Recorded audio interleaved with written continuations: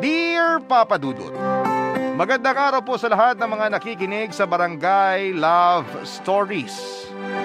Radio station of choice ko po ang Barangay LS 97.1. Sa totoo lang ay passive listener lamang ako. Ayoko maki-interact sa mga topic na binabato ng mga papa at mama ng Barangay LS. Masaya na akong nakikinig, nakikitawa at ini-enjoy ang mga kantang pinatutugtog nila. Kaso lately ay naramdaman ko na kailangan kong sumulat sa BLS kasi meron akong nadiskubre. Ako nga pala si Alvin, 35 anyos. Gusto ko lang ibahagi sa inyo ang pagiging conscious ko sa itsura. Ang pagiging banidoso ko, ang insecurity ko. Dito iikot ang kwento nitong sulat ko. Malaki na kasi ang naging epekto sa buhay ko at relasyon ko sa ibang tao dahil sa pagiging sobrang conscious ko sa itsura. Papadudot, malaking tao ako, brusko ang datingan sabi ng iba. 6 feet 2 inches ang height ko. Maganda rin ang pangangatawan ko pero nagpapahid ako ng makeup sa mukha para lamang matakpan ang mga hindi ko gusto sa itsura ko sa tuwing natatapat ako sa salamin. Alam kong bihira ang ganitong ganap sa isang lalaki at nakasanayan natin na kung lalaki ang gagamit ng makeup ay isa na agad siyang bakla. Uunahan ko na kayo, hindi po ako isang bakla. Sa katunayan ay may karelasyon ako, si Casey. Mas bata siya ng 5 taon sa akin. Mas lumala nga ang pagiging conscious ko sa itsura mula noong nakarelasyon ko na si Casey. Ang ganda kasi niya. Naalala ko noong mga unang date namin ay panayang tingin ko sa salamin dahil baka may mapansin siyang blackheads o marka ng pimples sa mukha ko. Pati pagiging oily ng mukha ko ay malaking issue sa akin. Laman ako lagi ng mga derma clinic para masiguradong makinis at walang mananatiling imperfections sa mukha ko. Ayokong may makitang mali sa itsura ko, Papa Dudut. Ako ang pinakamalaking kritiko sa sarili ko. Hindi talaga ako kontento sa itsura ko at lagi kong tinatapalan ng makeup o anumang serbisyo sa mga derma clinic ang mukha ko. Marami nang nakapansin noon sa akin, lalo na si Casey.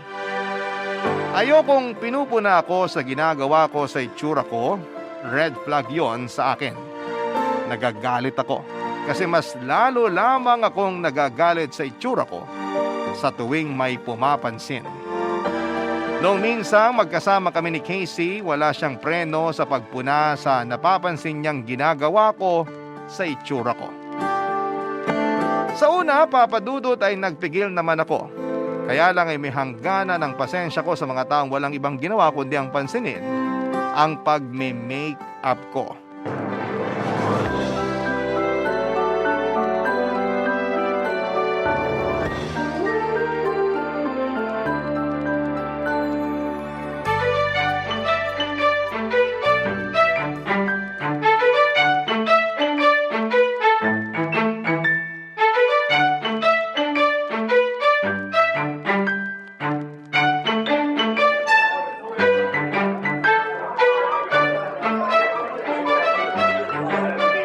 Sa wakas, Oh, bakit?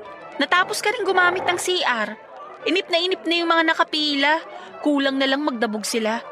Bakit ba ang tagal mo sa loob ng CR? Diarrhea? Hindi inayos lang. Nag-ayos ka ba ng sasakyan sa loob ng CR? Laptop? Ano? Ang tagal-tagal eh. Nag-ayos lang ng muka. Gets. Kaya pala. Kaya pala ano? Para ka magpapapictorial. Ganyan ba talaga dapat kakapal? Kakapalang alin? Yung pulbo mo sa mukha. Hindi to pulbo. Foundation to. Kababae mong tao, hindi mo alam kung anong pinagkaiba ng pulbo at foundation. Aba, anong malay ko dyan? Kahit naman babae ako, hindi naman ako gumagamit ng makeup. Eh di ikaw na may makinis at perfect na itsura. Hindi naman. Hassle lang kasi mag-layer ng makeup sa mukha. Lalo kapag sobrang init. Pasa ko dyan. Ako kahit nasa beach, hindi pwedeng walang foundation. May kamahalan nga ang gamit kong foundation sa beach kasi may halo ng sunscreen. para protektado pa rin ang balat ko. Kahit sa beach, nagme-makeup ka? Bakit naman hindi? Mahuhulas din naman kasi ang makeup kapag nababad na sa dagat. Saka mainit doon. Parang hindi maganda sa balat na matapalan ng makeup sa ganong lugar at panahon. Kanya-kanyang trip lang kasi yan. Lipstick ba yung gamit mo o lip gloss? Alam mo, ang dami mong tanong ha? Curious lang. Ganda kasi ng pagkapula. Oh, parang natural lang, di ba? So lipstick nga. Lipstick na low-key. Wow, may lipstick na palang low-key ngayon. Try mo na rin kasi gumamit ng makeup para maintindihan mo kung bakit ko to nakahiligan. Yun nga eh. Gusto ko talagang maintindihan kung bakit ang hilig mo mag-makeup. Hindi ako sanay na makakilala ng lalaki na babad sa kolorete ang mukha. Ikaw pa lang talaga. Wala namang masama. Hindi naman krimen kung magme-makeup ang isang lalaki. Alvin, hindi pantay ang blush on mo. Mas makapal yung sa kaliwa kaysa sa kanan. Pasadya yan. Mas mataba kasing tingnan yung kanang pisngi ko. Kaya kailangan kong habulin sa blush on at konting contour. Contour? Yung pandaya para mamukhang chiseled at payat ang muka. Grabe ka. Mas marami pa akong alam tungkol sa makeup kaysa sa'yo. Babae ka ba talaga? Nakakapagtaka nga. Parang minamata mo ang paggamit ko ng makeup ah. Eh kasi naman, pinagtitinginan tayo lagi ng mga tao. May nagsasabi, nakala mo kasali ka sa sagala. Ano bang pakialam ko sa kanila? Eh minsan kasi nahihiya na akong ipagtanggol ka. Eh di wag mo ako ipagtanggol. Di naman kita pinipilit. Uy, bakit galit ka? Sinasabi ko lang naman sa yung totoo. Minsan kasi iba yung nagsasabi ng totoo sa nakikialam na sa sitwasyon. Hindi ko na napigilan ang sarili kong sagutin noon ng ganon si Casey Papadudut. Hindi naman ako direktang galit sa kanya, Papadudut. Nagalit lang ako dahil hinayaan niyang pumasok sa kanya ang mga sinabi ng ibang tao tungkol sa itsura ko. Oo, at makapal akong mag-makeup. Oo, at lalaki akong mahilig sa makeup. Pero inaano ko ba sila para kutyain at punain nila ako? Hindi ko naman yon ginagawa para sa kanila. Nagsorry naman kagad si Casey sa akin. Hindi ko pa rin magawang i-let go ang galit ko. Kaya sinabi ko sa kanya na huwag muna kaming mag-uusap habang nagkakape kami sa isang coffee shop. Gusto ko lang magpakalma noon. Ayoko namang iwan siya dahil gusto ko pa rin siyang makasama. Nabalot kami ng katahimikang dalawa at mismong si Casey ay hindi na komportable sa nangyayaring yon sa amin. Kaya naman nagmadaling lumabas si Casey ng coffee shop. Hindi ko naman siya pinigilan. Ma-pride pa kasi ako noon. Nagulat na lamang ako pagkalipas ng mahigit 30 minuto ay bumalik siya. Inabot niya sa akin ang isang foundation na madalas na nakikita sa mga drugstore. Mumurahin at hindi ko pa shade yon. Yun daw ang paraan niya para mag-sorry sa akin at na-touch naman ako dahil kahit alam kong hindi ko magagamit ang foundation na binili niya ay tinanggap ko pa rin dahil sa effort niya. Wala talagang alam sa mga make-up si Casey. Ang cute niya noong proud pa siyang pinagmalaki na yon ang pinakamahal at pinakamagandang foundation na nakita niya sa drugstore na yon. Nagkaayos din kami pagkatapos. Doon ko napatunayan na tamang siya ang minahal ko dahil suportado niya ang pagmi-makeup ko. Papadudut.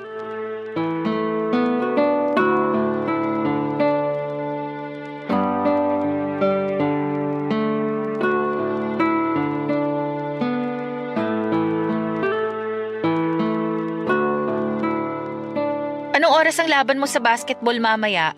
7 p.m. pa naman. May oras pa tayo para mag-cuddle. Hindi mo ko pwedeng pagurin ha. Bukas na lang.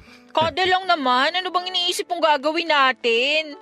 Alam ko na kasi ang mangyayari pag nasa kalagitnaan ng cuddle. Magme-merienda and chill. Ako, kilala na kita. Teka, magre-retouch lang ako. Okay pa naman ang makeup mo ah. Huwag mo nang dagdagan. Nahulas kasi kanina nung kinuha ko yung parcel sa gate. Ang tagal nung rider na picturean yung parcel ko. Ang init.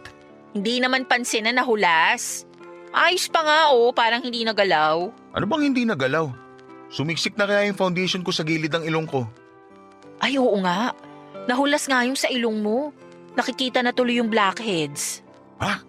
May blackheads ulit ako? Nagpa-facial ka naman kahapon, di ba? Yun nga eh. Bakit lumitaw ulit? Siguro dala ng pressure sa laro mo sa basketball mamaya. Baka nga. Sige na, tapalan mo na ng makeup. Baka yan pa ang makasira sa laro mo mamaya. Ikaw pa naman yung star player ninyo. Buti nakita mo kaagad. Ay, kakasya pa kaya tong foundation ko hanggang Game 7? Tipirin mo na. O kaya pwede tayong dumaan ngayon kung saan mo binibili ang foundation mo. Malayo kasi yun. Magkakadel pa naman tayo ngayon. Reschedule mo na lang yung cuddle natin. Mas importante ang foundation mo. Baka mawala ka sa focus niyan. Lalo kapag mapapadikit sa iyo yung mga kalaban mo. Gusto ko tong pagiging supportive mo sa pagme-makeup ko, ha? Thank you. Natuto na ako nung nagtampo ka sa akin dahil binash ko yung pagme-makeup mo. Okay na yun. Gusto ko nga sabihin mo sa akin kapag nahuhulas na ang makeup ko o kapag may lumilitaw na blackhead sa ilong ko. Pero Alvin, Ano yun? lagi ka ba talagang nagme-makeup pag may laro ka ng basketball? Oo naman. Hindi pwedeng hindi. Kumusta naman yung mga katimo sa pagme-makeup mo? O kaya yung mga kalaban nyo? Siyempre, nanunukso yung mga nakakalaban namin. Pero paraan lang naman nila yun para mawala ako sa focus. Nung tumagal, wala na akong pakialam. Hindi ba talaga nakaka-apekto yung makeup mo sa kanila? Nakaka-apekto. Pero maganda nga yun kasi hindi sila dumidikit sa akin. Paano ba naman? Kumakapit yung lipstick at foundation ko sa jersey nila. Yun ang ayaw nila mangyari. Mapapahamak sila sa mga girlfriend nila. Hindi ba awkward tignan ng makeup mo kapag nahulas dahil sa matinding pawis?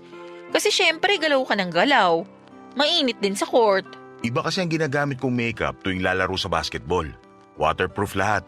Kaya hindi kagad nahuhulas kahit matindi na ang bakbakan. Ah, ang galing. Waterproof. Parang hindi ka naman bilib talaga sa waterproof na makeup ko. Siguro naninibago lang talaga ako sa hilig mo sa makeup. Hayaan mo na, masasanay din ako. 5 buwan pa lang naman ang relasyon natin. May time pa para mag-adjust. Pasensya na kung ito ang inabutan mo sa akin, ha. Bago ka pa man dumating sa buhay ko, ganito na talaga ako. Ah, okay lang yun. Kasama sa package mo yung pagme-makeup mo, kaya tatanggapin ko yan. Basta wait mo lang ako makapag-adjust, ha? Niyakap ko si Casey bilang pasasalamat sa pagsubok niyang pagtanggap sa akin. Hindi naman kasi biro ang ginagawa niyang pagka-adjust. Hindi ko naman siya pwedeng madaliin at pilitin, Papa Dudut. Unti-unti, yun naman ang sinabi ko sa kanya. Alam kong hindi siya komportable minsan o madalas kapag may laban ako sa basketball at naka-makeup ako. Lalo kapag napapansin niyang pinagtitinginan at kinakantsawan ako ng palihim ng mga nakakakita sa akin. Gustuhin man niya akong ipagtanggol ay alam kong hindi niya magawa dahil baka mas lalo lang akong mapahiya. Na-appreciate ko naman yon, Papa Dudut, sa kanya. Kung pwede ko lang sanang ikwento sa kanya ang lahat, pero hindi ko pa magawa. Mahina pa akong balikan ang nakaraan ko. Basta ang alam ko, nasa elementarya pa lamang noong nagsimula akong magpahid ng pulbo sa mukha ko. Tanda ko noon, grade 5 ako nang tuksuhin ang mga kaklase ko na mukha raw magaspang at hindi nahihilamusan ang mukha ko. Dinamdam ko yon, Papa Dudut. Kaya naman nagpasimple akong pumasok sa kwarto ng tita kong nagpalaki sa akin. Gamit ang panyo ko ay kumuha ko ng pulbo sa tukador niya. Binuhos ko yon sa panyo ko at yon ang ginamit ko sa tuwing nasa klase ako. Nabawasan naman ang mga nanunukso. Nagmukha na raw akong fresh. Hindi ko ipinakita sa kanila na nagpupulbos ako. Pasimple ko yung pinapahid sa CR o sa likuran ng kantin namin sa school. Sa una, 1 beses lang sa isang araw ang pagpapahid ko ng makeup. Hanggang sa naging 2 beses at nasobrahan pa. Umabot na kada palit ng subject ay nagpapahid ako ng pulbo. Nakahalata na ang tita ko dahil mabilis na nauubos ang pulbo niya. Kaya para hindi na ako questionin, iniipon ko ang baon ko sa eskwelahan, Papa Dudut, at pinangbibili ko ng mumurahing pulbo na magagamit ko sa pang-araw-araw bilang pangtakip ng mga imperfections sa mukha ko. Barangay Love Stories. Barangay Love Stories. Bukod sa itsura ay conscious din ako sa amoy ko. Mula bunganga hanggang talampakan. Lagi kong inaamoy ang hininga ko kada oras o kada kain. Hindi ako kumakain ng may bawang na pagkain dahil nakaka-conscious dumighay lalo na kapag nasa loob ka ng pampasaherong sasakyan. Panay din ang amoy ko sa pawis ko sa takot na may makapansin na mabaho ako. Kaya nga hindi rin ako nag-gym o kahit mag-jogging ay hindi ko magawa. Natatakot kasi ako na mapagpawisan. Dahil kapag pinagpapawisan ka ay matik na may amoy ka na. Madalas na rin akong nakakaubos ng pabango. Sa isang buwan ay 3 beses akong nakakaubos ng bote ng pabango. Lagi ko ring request sa laundry shop ay dagdagan ng Fabcon ng mga damit ko. Kahit magbayad pa ako ng extra. Napansin din yon sa akin ni Casey Papadudut. Sa pabango naman kami nagkakasundong dalawa. Mahilig din kasi siyang magpabango. Isa yon sa mga nagpa-in-love sa akin sa kanya. Lagi kasi siyang mabango at amoy presko. Kung hindi kami magkaintindihan sa makeup ay doon naman kami sa pabango maraming napag-uusapan. Marami siyang sinasuggest sa akin na pabango na nagustuhan ko. Panay nga rin ang regalo niya sa akin ng mga mamahaling pabango at nangihinayang man akong ubusin pero hindi ko magawang tigilan. Lalo kapag bangong-bango na ako sa bawat pahid o spray sa katawan o damit ko. Tumira rin kasi kami dati sa palengke noong mga unang taon ng buhay ko. Hanggang ngayon ay naaalala ko pa rin ang lansa ng mga isda na kumakapit sa damit ko sa tuwing pumapasok ako sa eskwelahan, Papa Dudut.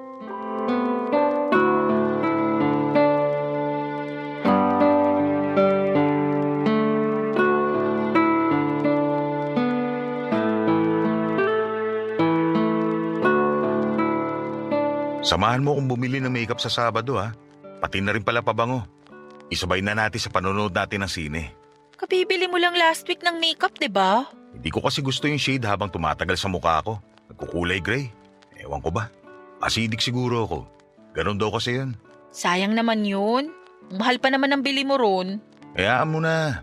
Idodonate ko na lang sa punerarya. Ganon kasi ang ginagawa ko kapag hindi ko trip yung nabili kong makeup. May plus points ako sa langit dahil sa mga donation ko makeup sa mga patay. Maganda yan. Para hindi puro expired na makeup yung pinapagamit sa mga patay. Kawawa naman sila. Tatawid na nga lang sa kabilang buhay, expired pa yung makeup. Natawa ako ron ha. Saka bakit ka bibili ulit ng pabango? Naubos na ba yung regalo ko sa'yo nung monthsary natin? Hindi pa naman. Kaya lang ang bilis kasing kumupas ng amoy. Na-immune ka lang siguro sa amoy. Kasi naaamoy ko pa naman sa'yo kapag magkasama tayo. Magpalit ka na lang siguro ng ilong. Sige, palit tayo. Para yung ilong mo na ang kumakalat kapag umingiti na malapad. Che! Ay, matanong ko pala. Huwag ka sanang magagalit ha. Alam mo naman palagi akong galit. Paano ba yan? Hindi. Gusto lang kasi kitang mas makilala pa ng mabuti. May itatanong lang sana ako tungkol sa past mo. Ay nako, magtatanong ka ba tungkol sa mga ex ko? Alam ko na to. Patibong to eh. Pag-aawain nga talaga natin to. Hindi tungkol sa mga ex mo. Tungkol sana sa kabataan mo. Anong meron sa kabataan ko? Ikaw magsabi sa akin. Bakit bigla ka naman na-curious doon? Naisip ko lang kasi. Baka sa kabataan mo nagmula yung pagiging conscious mo sa itsura at amoy. Oo, dun nga. Kasi nung grade 5 ako, binuli ako ng mga kaklase ko. Mukha raw akong hindi nag-iilamos. At para raw ang gaspang ng mukha ko. Nasaktan ako nun. Nagsumbong ka ba sa teacher mo o sa tita mo? Hindi ako nagsumbong. Mas lalo lang ako ibubuli pag ganon. Kaya kumukuha na lang ako ng pulbo at lip gloss sa tita ko. Tapos yun ang pinapahid ko sa mukha ko para magmukha akong fresh at makinis. Hanggang sa tumagal, na-discover ko yung compact face powder at foundation, pati lipstick. Yung contour at blush on? Na-discover ko na lang yan nung nagtatrabaho na ako. Ang taba at ang laki kasi ng mukha ko nun. Tapos pinuna ako ng katrabaho ko. Na-conscious ako. Kaya nag-check ako sa internet kung anong makeup ang nakakapayat ng mukha. Lumabas yung mga tutorial sa pagkukontour. Nag-work naman. Yung blush on gusto ko lang gumamit nun kasi ang lakas makamistiso ng itsura. Pangarap ko kasi magmukhang may lahi. Eh di ba kapag mapula ang pisngi mo, sasabihin ka agad sa'yo tisoy ka o tisay ka. Ang lalim pala ng pinagmula ng pagiging conscious mo sa itsura mo, no? Ay, oo. Dahil sa mga nakapaligid sa akin kaya ako ganito. Nagpa-apekto ako sa kanila. Sila nagtulak sa akin na gumamit ng makeup. Pero sila rin nagtulak sa akin para kutyain ako dahil gumagamit ako ng makeup. Ang gulo, di ba? Ang komplikado ng mga tao. Masakit na katotohanan. Kung nakilala mo lang ako nung bata ka, pinagtanggol na kita sa mga bully. Talaga? Aba oo, nung nag-aaral ako para akong bodyguard ng mga kaibigan ko, ako ang taga-protekta sa kanila sa mga bully. Ako kasi ang pinakamatangkad noon at anak pa ako ng principal. Kaya walang nag-a-attempt namang bully sa akin. Naku, subukan lang nila.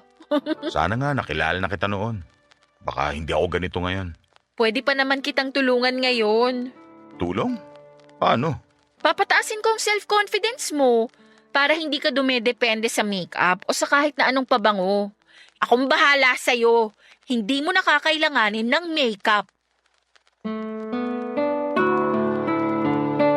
Nag-atubili ako sa sinadjust ni Casey Papadudut. Hindi ko ata kaya ang gusto niyang mangyari na huwag na akong gumamit ng makeup o pabango. Siguro sa pabango, baka kaya ko pang bitawan. Pero ang makeup parang hindi ko kaya.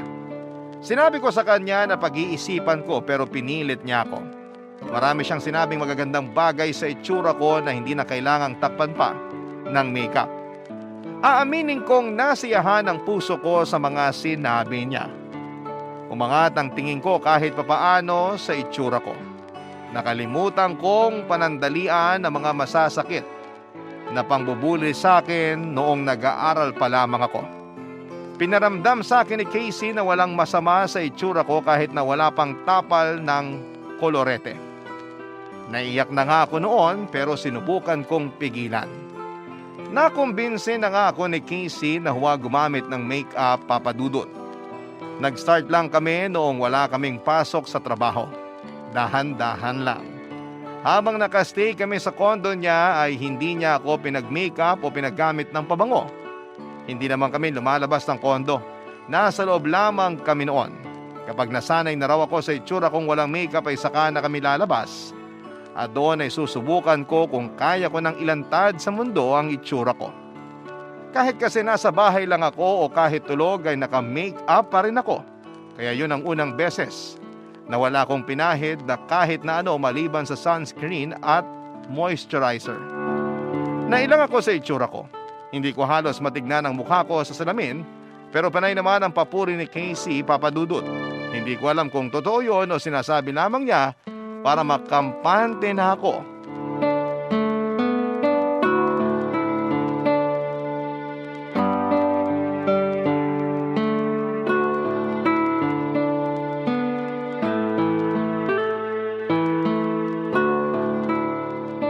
Naiilang ako sa eye bags ko pag walang concealer. Ang itim pala, parang pasa. Ang ganda nga eh. Parang ang lalim, parang mata ng mga kano. Sinasabi mo lang yan. Totoo nga. Alam mo, attracted ako sa mga malalalim ang mga mata. Kahit yung may eye bags, parang ibang dating nun sa akin. Ang ganda ng mata mo. Hindi mo na kailangan takpan ng kahit na ano. Lumitaw na rin ang mga ugat ko sa mukha. Nakaka-conscious naman to. Hindi ko nga napansin na may ugat ka pala sa mukha kung hindi mo sinabi sa akin eh. Manipis kasi ang balat ko. O baka naging manipis lang dahil sa kapapahid ko ng makeup. Sakto lang ang balat mo. Mas manipis nga tong balat ko. Parang nakikita ko na yung buto. Oh. Kapag naka-side view ba ako, nakikita mong blackhead sa gilid ng ilong ko? Hindi kasi natanggal ng maayos nung nagpa-facial ako. Huwag ka na mag-side view. Talikod ka na lang para hindi halata. Sabi ko na eh. Mali talaga na hindi maglagay ng makeup sa mukha. Joke lang, ito naman. Hindi naniniwala sa mga papuri ko pero sa biro ko, oo. Alam mo naman kung gaano ako ka-broken dahil sa mga bully, hindi ba? Puro negative na ang pinaniniwalaan ko sa sarili ko. Yan ang kailangan nating i-workout. Yung pagmamahal mo sa sarili mo. Mahal ko kaya ang sarili ko. Kaya nga ako bumibili ng makeup at pabango eh. Para magmukha ako laging presentable at kamahal-mahal. Kung mahal mo ang sarili mo, hindi mo na yan kailangang itago sa likuran ng mga makeup o pabango. Lagi ka talaga may pangontra sa mga sinasabi ko, no? Lagi ako may pangontra sa pagiging nega sa sarili mo. May kaibahan yun. Natatabaan ako sa pisngi ko. Mas kapansin-pansin tuloy na hindi pantay ang kaliwang pisngi ko sa kanan. Lahat naman ata ng tao hindi pantay ang kaliwa at kanang pisngi. Nakukuha sa diet yan. Yan ang alam ko. Gusto ko iparitoke itong pisngi ko. Ipapabawas ko ang taba at ilalagay ko sa balakang yung matatanggal na taba. Ha? Kung ano-anong naiisip mo, ayos naman. Huwag mo nang galawin yung itsura at balakang mo. Para akong nakahubad sa pinagawa mo sa akin. Oy, gusto ko yung nakahubad ka. Seryoso ko. Hindi ako komportable. Paano bang hindi ka komportable na nakahubad? Gustong gusto mo ang nakahubad sa harapan ko. Ayaw mo pa rin ako seryosohin. Ikaw naman kasi tong hindi sumiseryoso sa ginagawa natin. Gusto kitang tulungan, Alvin. Gusto kong mabawi mo yung pagmamahal mo sa sarili mo. Yung hindi ka didepende sa makeup o pabango. Masaya naman ako kasi gumagamit ako nun. Bakit mo ba ako pinipigilan? Kasi hindi mo naman kailangan. Paano kung sabihin ko sa'yo na yun na nagpapasaya sa akin? Ako? Hindi ba ako nakakatulong para mapasaya ka? Mas masaya ako sa makeup kaysa makasama ka. Hoy, bawiin mo yung sinabi mo. Ayoko. Ayoko bawiin. Isa pang pagkakataon. Bawiin mo yung sinabi mo. Maghiwalay na tayo. Nabigla si Casey sa pakikipaghiwalay ko. Kahit ako ay nabigla. Hindi ko naman kayang iwan si Casey dahil mahal na mahal ko siya. Siya lang ang pinakamagandang nangyari sa buhay ko pero ewan ko ba. Noong time na yon ay naguluhan na ako sa mga biglang pangyayari. Naguluhan ako sa mga pinipilit niyang gawin ko. Hindi naman buo ang puso ko na talikuran ng pagmi-makeup at pagpapabango.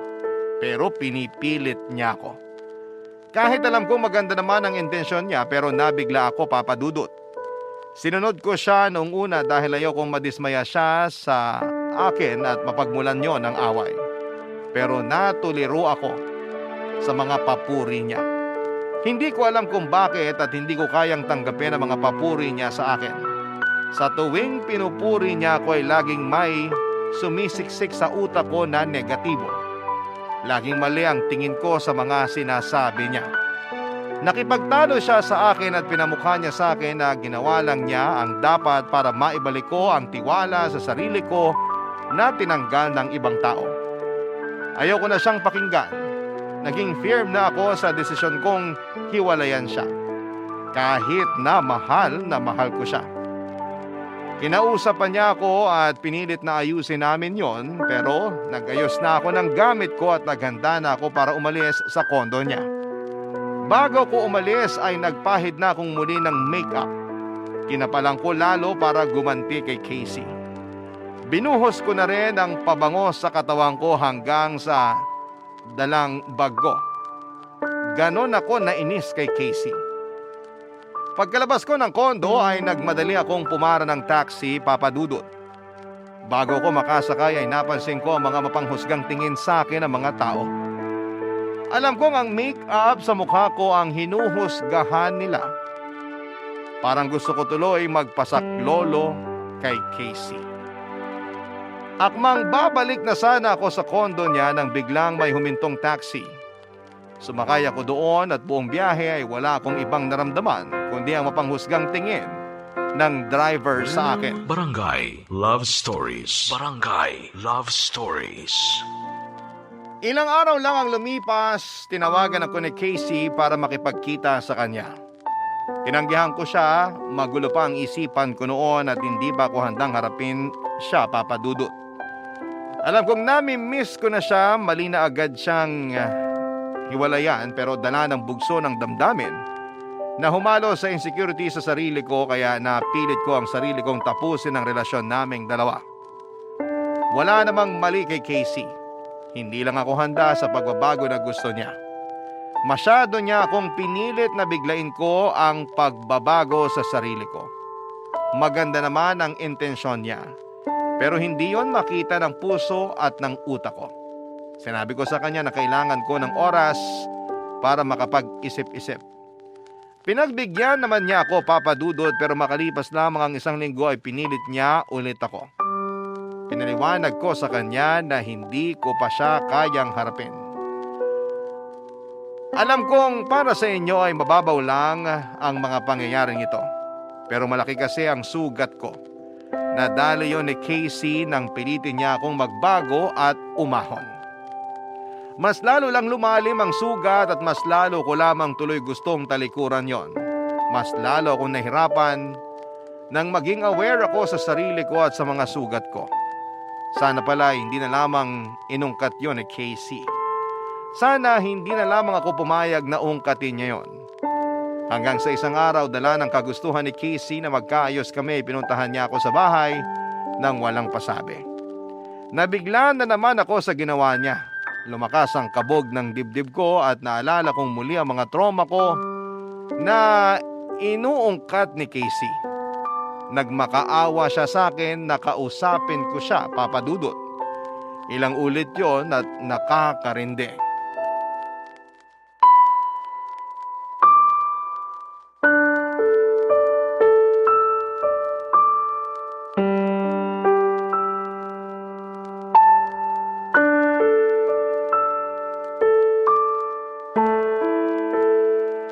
Di ba sinabi ko naman sa'yo na wag muna tayo mag-usap?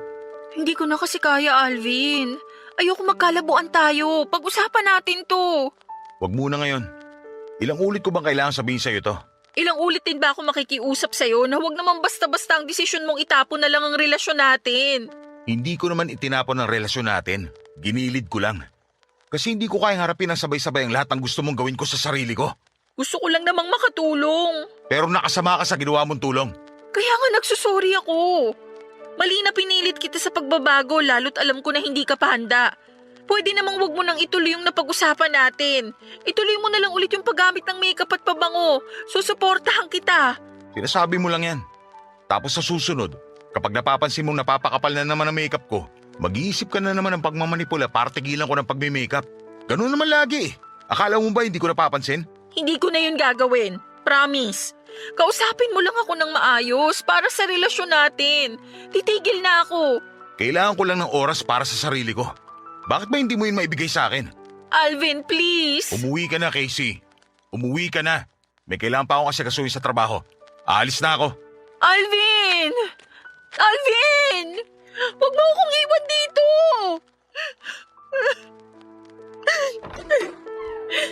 Casey? Tita, pasensya na po kung napasugod ako rito sa bahay niyo, ha? Gusto ko lang kasing makausap si Alvin. Pumasok ka na lang dito sa bahay. Halika.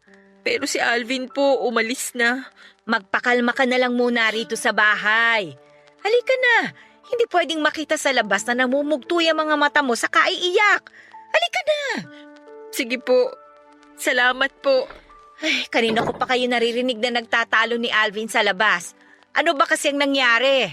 May di lang po kami na pagkasunduan. Kaya nakipaghiwalay siya sa akin. Ha? Siya pa talagang may ganang makipaghiwalay sa'yo? Kasalanan ko naman po. Ay, hindi ako naniniwala riyan. Si Alvin ang gusto kong sisihin. Huwag ka mag-alala. Kakampi mo ako. Hindi pa naman po ninyo alam ang totoong nangyari sa amin. Naku, hindi mo na kailangan magkwento. Alam kong si Alvin ang mali. Siya naman talaga lagi eh. Naku, hindi po. Tsaka ang lakas naman ng loob niya makipaghiwalay sa'yo. Sa ganda mong yan at sa itsura niyang yon. Naku lang talaga ha? Ano pong ibig niyong sabihin na itsura niya? Nakita mo naman siguro kapag wala siyang kolerete sa mukha, hindi ba? Naku, patawarin ng langit, pero napakahirap tingnan. Abay, noong una ngang ipinakilala ka niya sa akin, nagtaka ko kung bakit mo pinatulan yung pamangkin ko eh. Wala mo ba yung mga mata mo? Hindi naman po. May trauma ka ba sa mga gwapo? Wala naman po. Bakit pinili mo si Alvin? Tingnan mo nga't kahit na naka-makeup na, hindi pa rin maayos tingnan ng itsura. Ay, sabi ko nga sa kanya dati, kahit siguro magparitoke siya ng muka, hindi pa rin siya matutuwa kapag humarap na siya sa salamin. Mabait naman po si Alvin. Ay naku, Ining. Itsurang pinag-uusapan natin dito. Huwag mong ilihis. Tita, pwede na po ba akong umalis? Bakit naman nagmamadali ka? Pwede pa naman tayong magkwentuhan. Gusto mo ba? Ikwento ko sa'yo kung paano niya ako pinagnanakawan ng lip gloss at pulbo nung bata pa siya. Abay, akala niya siguro magmimilagro ang mga yan kapag ginamit sa mukha niya. Lumaki ako sa poder ng tiyahin ko. Isa siyang matandang dalaga. Sa ngayon ay 60 years old na siya. Malaki ang naging utang na loob ko sa tiyahin ko noong nang ibang bansa at hindi na bumalik ang nanay ko. Siya ang nag-aruga sa akin at nagpaaral. Hindi ko rin kasi nakilala ang tatay ko, kaya walang ibang mapag-iwanan sa akin kundi ang tiyahin ko. Matalas ang dila ng tita ko. Naranasan ko na ata sa kanya lahat ng mga masasakit na salita. Sabi niya yon ang magpapatibay sa akin sa pagtanda ko. Pinaniwalaan ko yon. Sa kanya ko unang nahalata na hindi pala ako gwapo. Hindi pala kaaya-aya ang itsura ko. At pinatunayan yon ng mga naging kamag-aral ko noong grade 5 ako. Mas lalong dinikdik din sa akin ang katotohanan na tagilid ang itsura ko noong nasa high school na ako. At mas lalong nanliit sa itsura ko dahil sa kaliwat kanang pangpupuna. Hindi lang ng mga kamag-aral ko kundi pati na rin ang mga teachers ko. Sa klase kapag may role play o di naman kaya ay may stage play sa buong eskwelahan, ako lagi ang naatasang maging kontrabida o drogista. Lahat ng negatibong karakter ay inako ko dahil yon daw ang bagay sa itsura ko. Ako rin ang madalas natampulan ng tukso at ginagawang biro sa klase. Hindi lang pala sa klase kundi pati na rin sa tuwing may okasyon sa bahay o sa probinsya namin. Tsahin ko lagi ang nangunguna para laitin ang itsura ko. Nakikitawa pa ako noon dahil nakikitang masaya naman sila at napapansin ko na yon ang paraan para mapansin nila ako. Ang hindi ko alam na malaki pala ang epekto noon sa pagtanda ko at sa mga desisyon ko para sa sarili ko. Naawa ko sa sarili ko at hindi ko deserve na mapaglaruan dahil lang sa itsura kong hindi nila tanggap. Papa Dudut.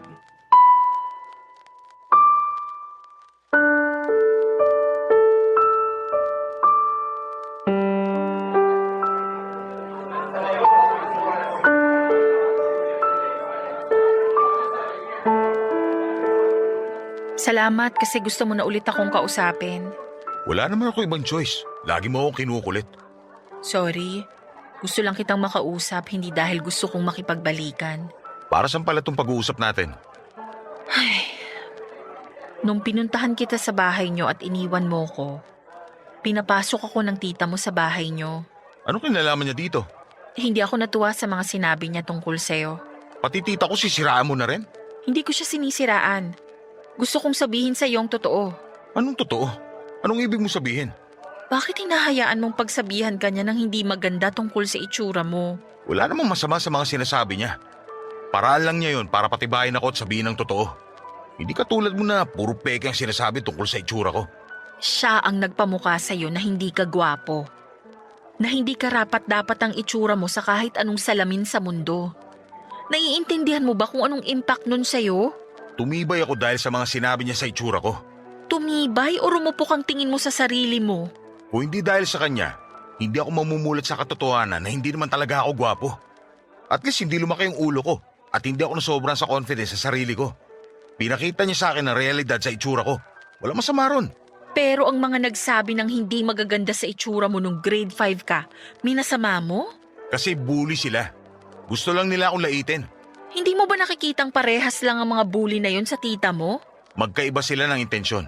Magandang intensyon ni tita. Kahit kailan hindi naging magandang intensyon ng mga taong namumuna sa itsura ng kapwa. Hindi mo kasi maintindihan. Sinasabi lang ni tita na pangit ako para hindi ako yumabang. May tamang paraan para turuan ng isang tao para hindi maging mayabang. Alam mo ba kung paano niyang paulit-ulit na sinabi sa akin na hindi ka karapat-dapat sa akin? Hindi naman talaga. Hindi ko nga alam kung bakit pinatulan mo ako eh. Ang hirap mahalin ang itsura ko. Yan mismo ang punto ko. Dahil sa mga dinidikdik sa utak mo ng tiyahin mo, kaya ang baba ng tingin mo sa sarili mo. Kaya ngayon, naiintindihan ko na lahat. Mali ang pagkakaintindi mo. Mali ba? Kasi sa tingin ko tama ang napapansin ko. Kung paano mo laging binabagsak ang sarili mo dahil sa itsura mo. Kung paanong paulit-ulit kang nagtatago sa kapal ng makeup na pinapahid mo sa mukha mo. Lahat yan dahil naniniwala ka sa mga sinasabi ng tita mo. Wala siyang ibang gustong mangyari kundi mapabuti ako. Siya ang nagpalaki sa akin. Minahal niya ako bilang sarili niyang anak. Kaya huwag ka na magsalita ng ganyan sa kanya. Tingnan mo nga kung gaano kalalim ang sugat na ginawa niya sa'yo. Na hindi mo na makita ang mali sa ginagawa niya. Kasi wala naman talagang mali. Wala naman talagang issue. Ikaw lang to nagpapalaki ng lahat. Ayos naman na kasi. Tanggap ko naman ang sinasabi niya na kumakapit lang ako sa makeup para magmukhang tao. Alvin! Tanggap ko naman na masasayang lang ang pera ko kapag nagparitoke ako. Kasi sabi niya, wala rin naman magiging pagbabago. Kaya tanggapin ko na lang na pangit ako. Mas madali yun. Mas madali yun, di ba? Alvin, hindi! Nasaktan ako nung pinagkakalat niya na ninakaw ko rin yung lip gloss niya. Pati yung nakatago niyang pulbo noon. Mali ko naman yun. Kasi pinipilit ko magmukhang gwapo kahit hindi naman pwede. Tama naman siya eh. Wala nang pag-asa tong mukha ko. Hindi totoo yan! Napatawad ko naman siya sa lahat ng mga sinabi niya tungkol sa itsura ko. Pero ang hindi ko magawa ay mapatawad ang sarili ko. Dahil naniwala ako sa lahat ng sinabi niyang mali tungkol sa mukha ko.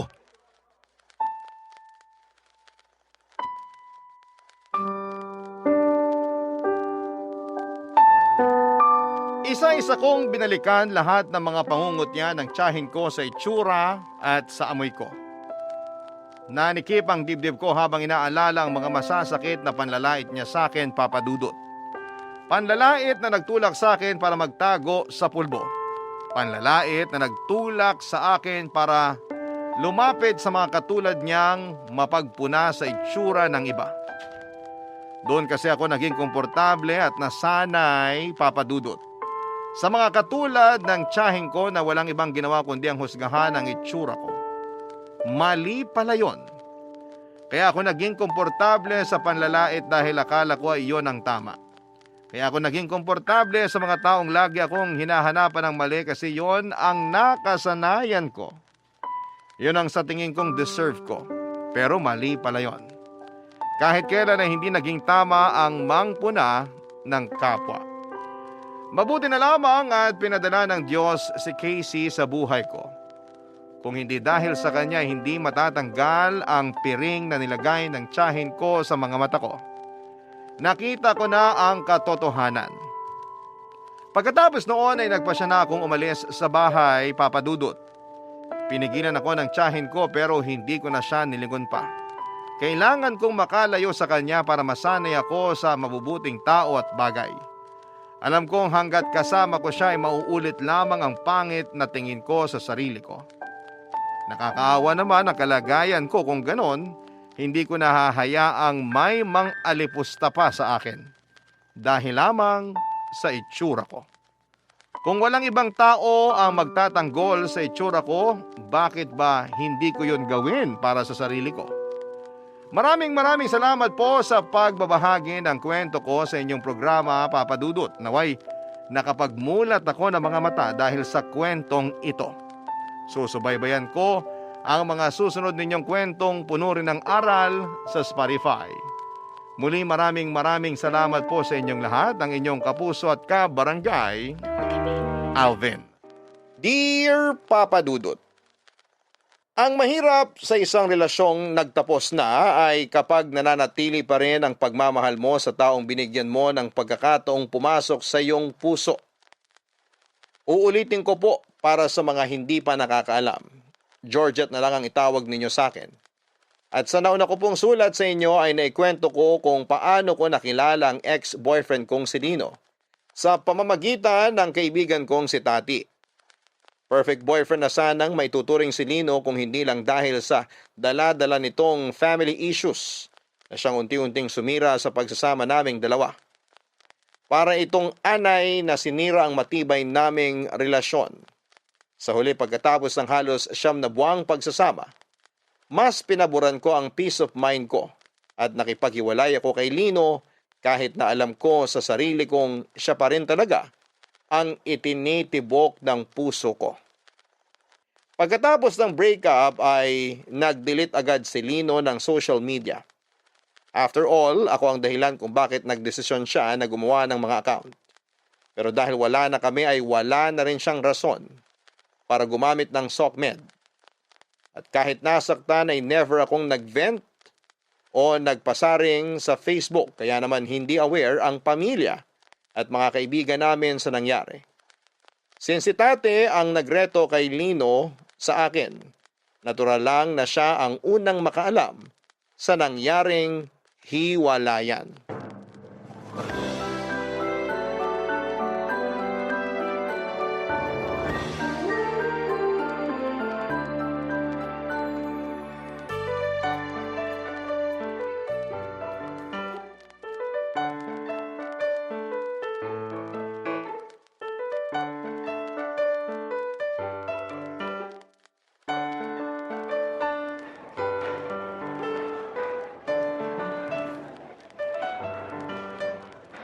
saan mo nakuha yung sandwich? Wala namang ganyan dito sa kantin ah.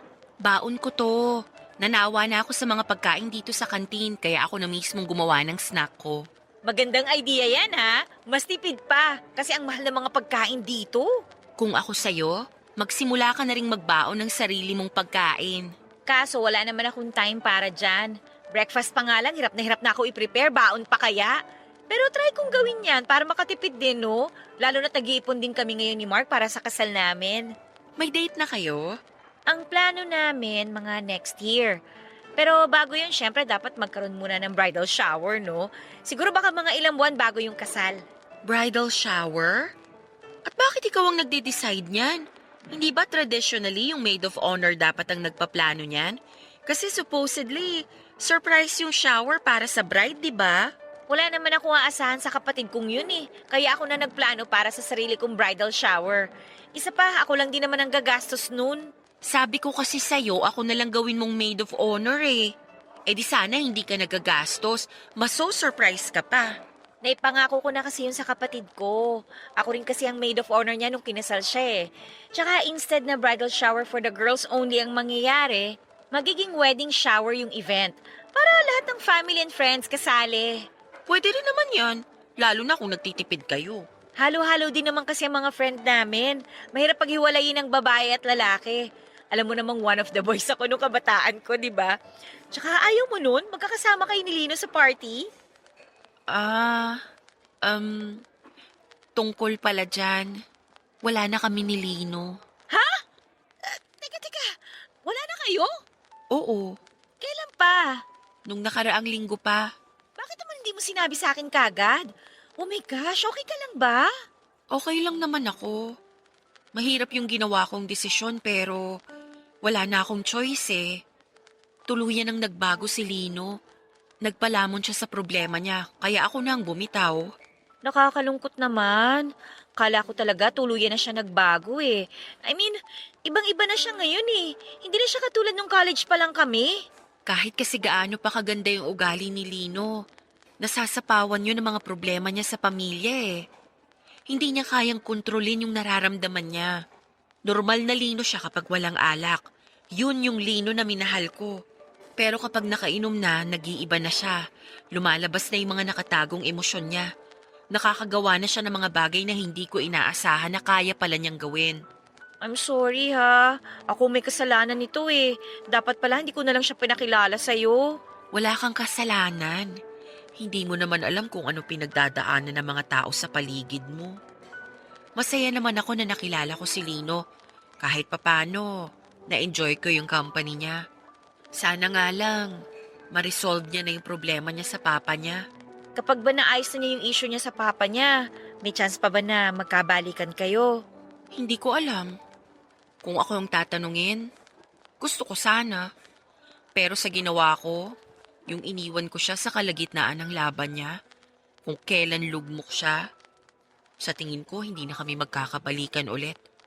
Tinalikuran ko siya eh. May intindihan naman niya siguro yun. Ako, naintindihan kita kung bakit mo yun nagawa kasi paulit-ulit na nangyayari sa'yo yung mga ganong bagay eh. Wala ka nang ibang natanggap mula sa mga naging boyfriend mo kundi sakit ng ulo. Nakakapagod din kasi minsan. Pero kumusta ang estado niyong dalawa? In good terms ba kayo o hindi na talaga kayo nag-uusap? Maayos naman yung naging hiwalayan namin. Nasabi ko sa kanya yung rason kung bakit ko yun nagawa. Sana, okay kami kahit magkaibigan lang muna. Sana nga okay pa rin kayo.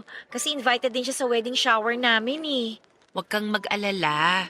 Sa tingin ko pareho naman kami nga attend kahit ganun yung nangyari sa amin. Sana nga hindi maging awkward kapag nagkita ulit kayo. Apat na buwan ang lumipas bago naganap ang wedding shower ni Tati at ng kanyang mapapangasawa. Noong mga panahong yon ay nagdadalawang isip ako kung pupunta ba ako o hindi. Hindi ko kasi alam kung kaya ko bang harapin si Lino noon dahil tiyak na magkikita kami sa okasyong yon. Simula noong naghiwalay kaming dalawa, ay wala na kaming balita pa sa isa't isa. Wala na rin kasi akong contact noon sa mga kaibigan niya. Isa pa ay nahihiya akong mag-reach out dahil parang nawala na ako ng karapatan sa kanya simula nung iniwan ko si Lino. Sa huli, nag-decide akong pumunta pa rin sa wedding shower ni Tati dahil alam kong magtatampo sa akin ang kaibigan kong yon kapag hindi ako umattend, lalo na't isa pa man din ako sa mga bridesmaid niya. Maaga ako nagpunta sa lugar na pagdadausan ng wedding shower dahil tumulong akong maglagay ng mga panamuti sa venue.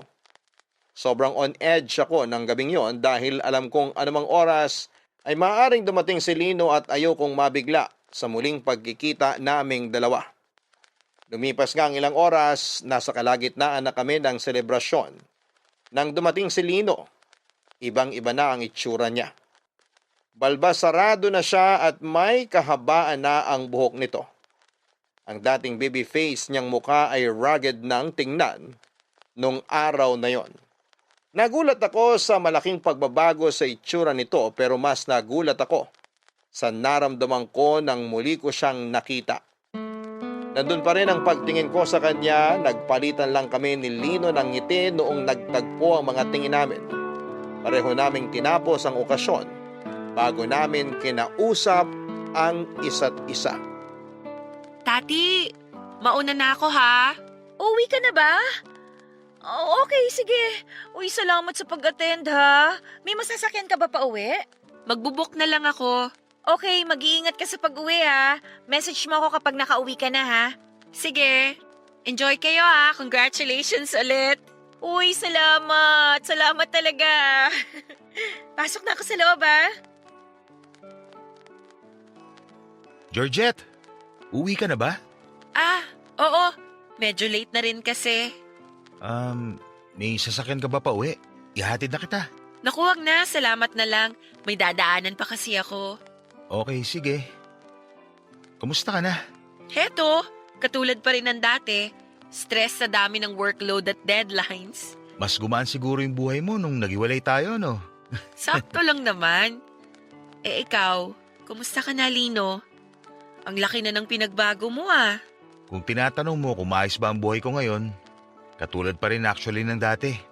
Magulo pero nakakaraos pa rin naman araw-araw. Eh yung sa inyo ng papa mo, Wala pa rin nagbago. Kung ano ako para sa kanya, ganun pa rin ako hanggang ngayon. Parang hangin. Mabuti nga ang hangin, nararamdaman eh. Ako, wala. Wala ng pag-asa. I'm so sorry. Hindi mo kailangan mag-sorry. Wala ka namang kinalaman sa problema ng pamilya namin. Iniwan kita kung kailan kailangan mo ng masasandalan. Sorry kung tinalikuran kita, Lino. Naiintindihan ko naman yung ginawa mo. Hindi mo kailangan humingi ng tawad. Wala kang kasalanan. Karapatan mo yun. Ang totoo niyan, nakahinga ako nung naghiwalay tayo. Nakahinga? Sa paanong paraan? Nakahinga ako kasi alam kong hindi ka na mahihirapan dahil sa akin. Nakahinga ako kasi hindi ka na madadamay pa sa gulo ng pamilya namin. Ikaw na nga yung sinaktan ko pero hanggang sa huli, kapakanan ko pa rin ang iniisip mo. Dahil nga katulad ng pangako ko sa'yo, hindi ako magiging katulad ng mga ex-boyfriend mo. Yun nga lang, sa hiwalayan lang din pala mauwi yung relasyon natin. Sorry kung hindi ko yun napanindigan. Siguro, sign din yon na pareho tayong hindi handa para sa relasyong inaasahan natin. Pero aaminin ko, na-miss kita. Ako rin, na-miss kita. Minsan, binabalikan ko yung mga masasayang araw na magkasama tayo. Napapaisip ako ng, what if nagstay ako? What if hindi ako bumitaw? May magbabago kaya? Sa tingin ko, wala. Walang magbabago kasi yung pakikipaghiwalay mo sa akin ang nagsilbing eye-opener sa buhay ko. Eye-opener? Paano? Narealize ko na hindi pwedeng ganito na lang ako palagi. Hindi ako makakaahon mula sa pinagdadaanan ko kung ako mismo nagtutulak sa sarili ko para malunod. Noong nakipaghiwalay ka sa akin, narealize ko na kailangan ko nang harapin tong problema ko. At kung sakali mang wala na talagang chance na maayos pa ang pagsasama namin ni Papa, kailangan ko nang tanggapin yun. Good luck. Dalangin ko na ano man ang maging outcome nitong pagharap mo sa problema mo, sana makayanan mo. Hindi ko naman tuluyang isinasara yung pinto ko sa'yo eh. Kapag kailangan mo ng makakausap, nandito pa rin ako para makinig. Kahit bilang kaibigan, handa kitang suportahan. Ang ibig bang sabihin nito, pwede pa rin tayo maging magkaibigan? Oo naman. Seryoso ka? Oo. Kaibigan lang muna. Salamat.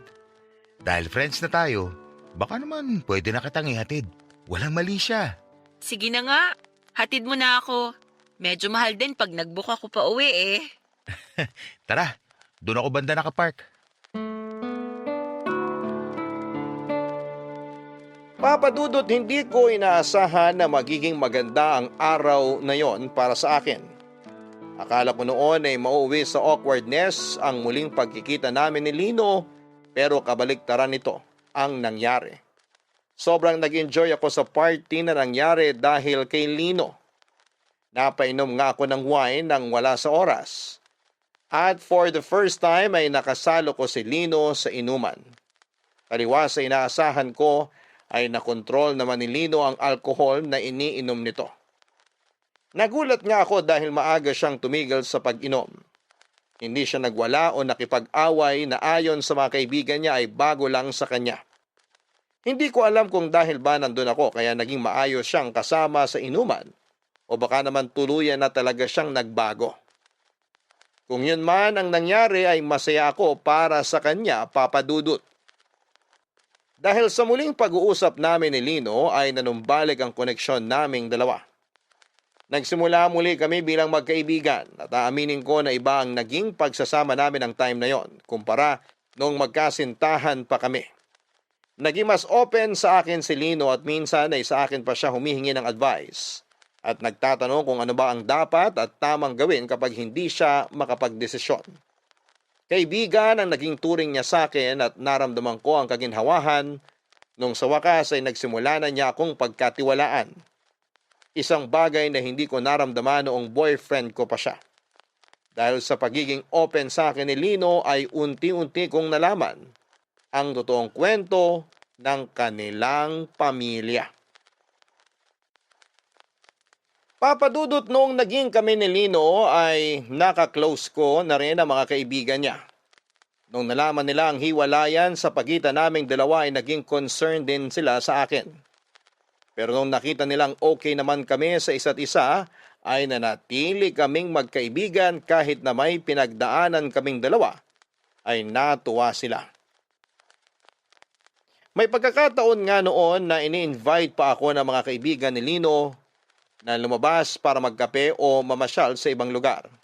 Minsan ay may mga pagkakataon na tinutokso nila kami na magkabalikan na lamang dahil parang wala naman daw nagbago sa aming dalawa. Pero ang hindi nila alam ay mas naging komportable kami ni Lino sa isa't isa. Simula noong naging magkaibigan lang muna kami. Wala na kasi yung pressure ng magpa-impress sa bawat isa dahil wala na kaming romantic relationship na pinangangalagaan. Sa mga sumunod na buwan ay nakita ko ang pagbabago sa ugali ni Lino. Unti-unti siyang bumalik sa dating siya. Pero katulad ng sinabi ko, hanggat hindi naaayos ang gusot sa pagitan nilang dalawa ng kanyang ama, ay wala talagang pagbabagong mangyayari. Muling pinaalala sa akin ni Lino ang rason kung bakit ako nakipaghiwalay sa kanya nung muli siyang nagpalamon sa espiritu ng alak. Nagkaroon noon ng birthday party ang isa sa mga kaibigan nito sa Tagaytay. Naimbitahan ako sa okasyon na yon at doon ay nagkaroon ng inuman. Napunta ang usapan ng grupo sa pagiging single parent dahil ilan sa mga kasamahan namin ay may mga anak na. Medyo sensitive ang topic na yon para kay Lino at na-trigger ang personal issues nito. Dala na rin ang kalasingan ay nagkaroon ng misunderstanding si Lino at isa sa mga kaibigan niya. Nag-init ang ulo ni Lino at nagwala siya sa puntong hindi na siya maawat ng mga lalaking kasama namin doon. Ang palitan ng masasamang salita ay nauwi sa pisikalan. Kinailangan na lang umuwi ng isa sa kanila para matigil na ang mga gulo. Matapos ang nangyaring away ay naiwan si Lino sa pangangalaga ko habang nagpapalamig ito ng kanyang ulo, Papa Dudut. Aw! Aray! Sorry. Masakit ba? Medyo mahapde. Ang bigat ng kamay mo eh. Malamang mahapdi. Singsing ba naman ang tumama dyan sa mukha mo eh? Oh, Huwag mong iiwas yung mukha mo. Lilinisin ko yung sugat. Pasensya na kanina. Hindi ko napigilan yung sarili ko. Akala ko ba nagbago ka na? Sa dami kasi ng pwedeng pag-usapan, bakit sa magulang pa napunta yung topic? Hindi naman nila sinasadya yun eh. Siyempre, matatanda na tayo. Hindi na bago yung topic na yun sa atin. Lalo na yung iba sa mga kasama natin may anak na. Nakaka-personal lang kasi. Pinersonal mo kasi. Nakikipagbiruan lang naman sila tapos ikaw tong napikon. Sino hindi mapipikon dun? Sinabihan ako hindi ako mahal na magulang ko. Expression kasi yun. Masyado mo naman kasing sineryoso. Kung sa bagay, wala ka kasing social media, kaya hindi mo alam kung ano yung mga trending na mga joke ngayon. Kahit na biro yun o expression online, hindi pa rin yun maganda. Masyado silang insensitive. Gets naman kita, pero hindi violence ang solusyon sa mga ganong bagay. Kaya nga ako humingi ng tawad sa'yo. Huwag ka sa akin humingi ng tawad. Doon ka mag-sorry sa taong nakasuntukan mo, pati na rin sa may birthday ngayon. Oo na. Georgette, Oh, alam mo bang papasboy ako noon? talaga? Nung bata ako, mas close kami ni Papa. Ako yung laging kasakasama niya kahit saan siya magpunta. Lagi nga niya ako sinasama sa trabaho niya noon eh. Si Kuya naman, sila ang close ni Mama. Ano ba kasing nangyari? Paano kayo nagkaroon ng alitan ng papa mo? Nahuli ko siyang may ginagawang kalokohan. Bispiras ng Pasko noon. Pagkatapos kumain ng Noche Buena, nagsitulugan kami kagad kasi pagod. Ako, naiwan akong gising kasi may kausap ako sa phone. Tapos, napansin ko si Papa na lumabas ng bahay. Sinilip ko siya mula sa bintana ng kwarto ko. Nagtaka ako kasi 2:00 na noon. Tapos, imbis na gumamit ng sasakyan, naglakad lang siya. Anong ginawa mo? Sinundan mo siya? Oo, lumabas ako. Sinundan ko siya kasi gusto ko malaman kung saan siya pupunta ng ganong oras. Pagdating sa pangatlong kanto mula sa bahay namin, isang kotse yung nilapitan niya tapos sumakay siya sa loob. Sino naman yung nasa loob ng kotse? Babae. Tinted yung mga salamin ng sasakyan, pero nung binuksan ni Papa yung pinto, bumukas din yung ilaw sa loob. Nakita ko na babae yung nagmamaneho. Hindi ko na alam kung anong ginawa nila sa loob. Kasi pag-asaran ni Papa ng pinto, namatay din kagad yung ilaw. Babae niya ba yun? Yun din ang naisip ko eh. Pero hindi ko na sila inantay kasi baka mahuli ako. Bumalik ako sa kwarto saka hinintay si Papa na bumalik. 30 minutes din siyang nawala. Kung ano man ang ginawa nila sa kotse, hindi ko na alam. Tinanong mo ba siya kung sino yung babae? Hindi na. Kasi nasagot kagad yun nung umaga. Nung araw ng December 25, lalabas sana kami buong pamilya. May nakaset na dinner para sa amin sa labas na nireserve ni Mama. Kaso, hindi sumama si Papa dahil masama raw ang pakiramdam niya. Tumuloy kaming 3. Matapos kumain, mas nauna ako umuwi kasi gusto raw mag-shopping ni Mama. Sinamahan siya ni Kuya tapos ako naman, dumiretso na sa bahay na may dalang takeout para kay Papa. Pag uwi ko, alam mo kung anong nadatnan ko? Ano? Si Papa at yung babae na nakita ko sa kotse, magkasama sila sa bahay. Sa mismong kwarto nila ni Mama. Oh my gosh! Dinala niya yung babae sa bahay niyo? Hindi ko nga alam kung bakit niya naisip na gawin yun eh. Siguro dahil lang napag-usapan, mga 9:00 ng gabi pa kami makakauwi. Pero dahil mas maaga ako nakauwi, hindi niya inaasahan na mahuhuli ko sila. Anong ginawa mo? Sinumbong ko siya. Alam ko may chance na masira ang pagsasama nila Mama at Papa sa ginawa ko. Pero nagsumbong pa rin ako. Kasi sobrang dismayado ako noon sa Papa ko. Mula nung araw na yon hanggang matapos yung buwan, bago magpalit ng taon, parang naging giyera na sa loob ng bahay. Lahat nag-aaway na. As in lahat kami na literal. January 1st, nakita na lang namin si Mama na walang buhay. Nag-suicide siya. 16 years old lang noon si Lino noong nangyari ang trahedyang yon sa pamilya nila. Simula noon ay hindi na raw bumalik sa dati ang pakikitungo sa kanya ng kanyang ama. Sinisisi siya ng tatay niya sa pagkamatay ng kanilang ilaw ng tahanan. Maging ang kuya niya ay nagkaroon din ng galit noon sa kanya. Nilayuan si Lino ng kanyang tatay at pinarusahan niya ito sa pamamagitan ng pag-iitsapwera sa kanya sa sarili niyang pamilya. Bilang isang binatang nawala ng ina, ay mahirap para kay Lino na maging ang kanyang ama ay itanakwil siya. Kaya naman naiintindihan ko na siya kung bakit sa ganong direksyon napunta ang buhay niya. Nang gabing yon ay buong magdamag kaming nagkwentuhan ni Lino tungkol sa naging buhay niya. Yun ang isang bagay na hindi niya nagawa sa relasyon namin, kaya naman nagpasalamat ako sa kanya na sa wakas ay pinagkatiwalaan na niya ako. Marami akong nalaman tungkol sa naging relasyon nilang mag-ama. Matapos mamatay ang mama nito, halos 1 taon din pala noong walang kibuan sina Lino at ang papa niya. Ganon din ang kuya niya sa kanya. Hindi siya kinikibo. Si Lino kasi, ang sinisisi nila sa nangyari sa kanilang ina. Pero kalaunan ay natutunan din naman siyang patawarin ang kanyang kapatid. Yun nga lang, ang kanyang papa kailanman ay hindi na siya pinatawad. Sa mga sumunod pang mga taon ay nagsimulang maikumpara si Lino sa kanyang nakatatandang kapatid. Mas lalo raw naramdaman ni Lino noon kung paano ang mag-isa sa buhay.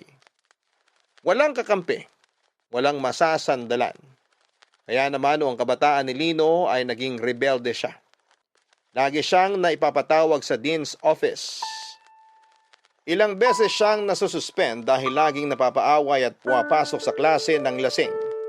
Pero ang lahat ay nagbago nung dumating sa buhay niya si Tati na noon ko lang nalaman ay naging ex-girlfriend pala ni Lino.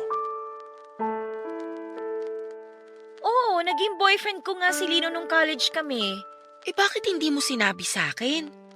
All this time, hindi ko alam may past pala kayong dalawa.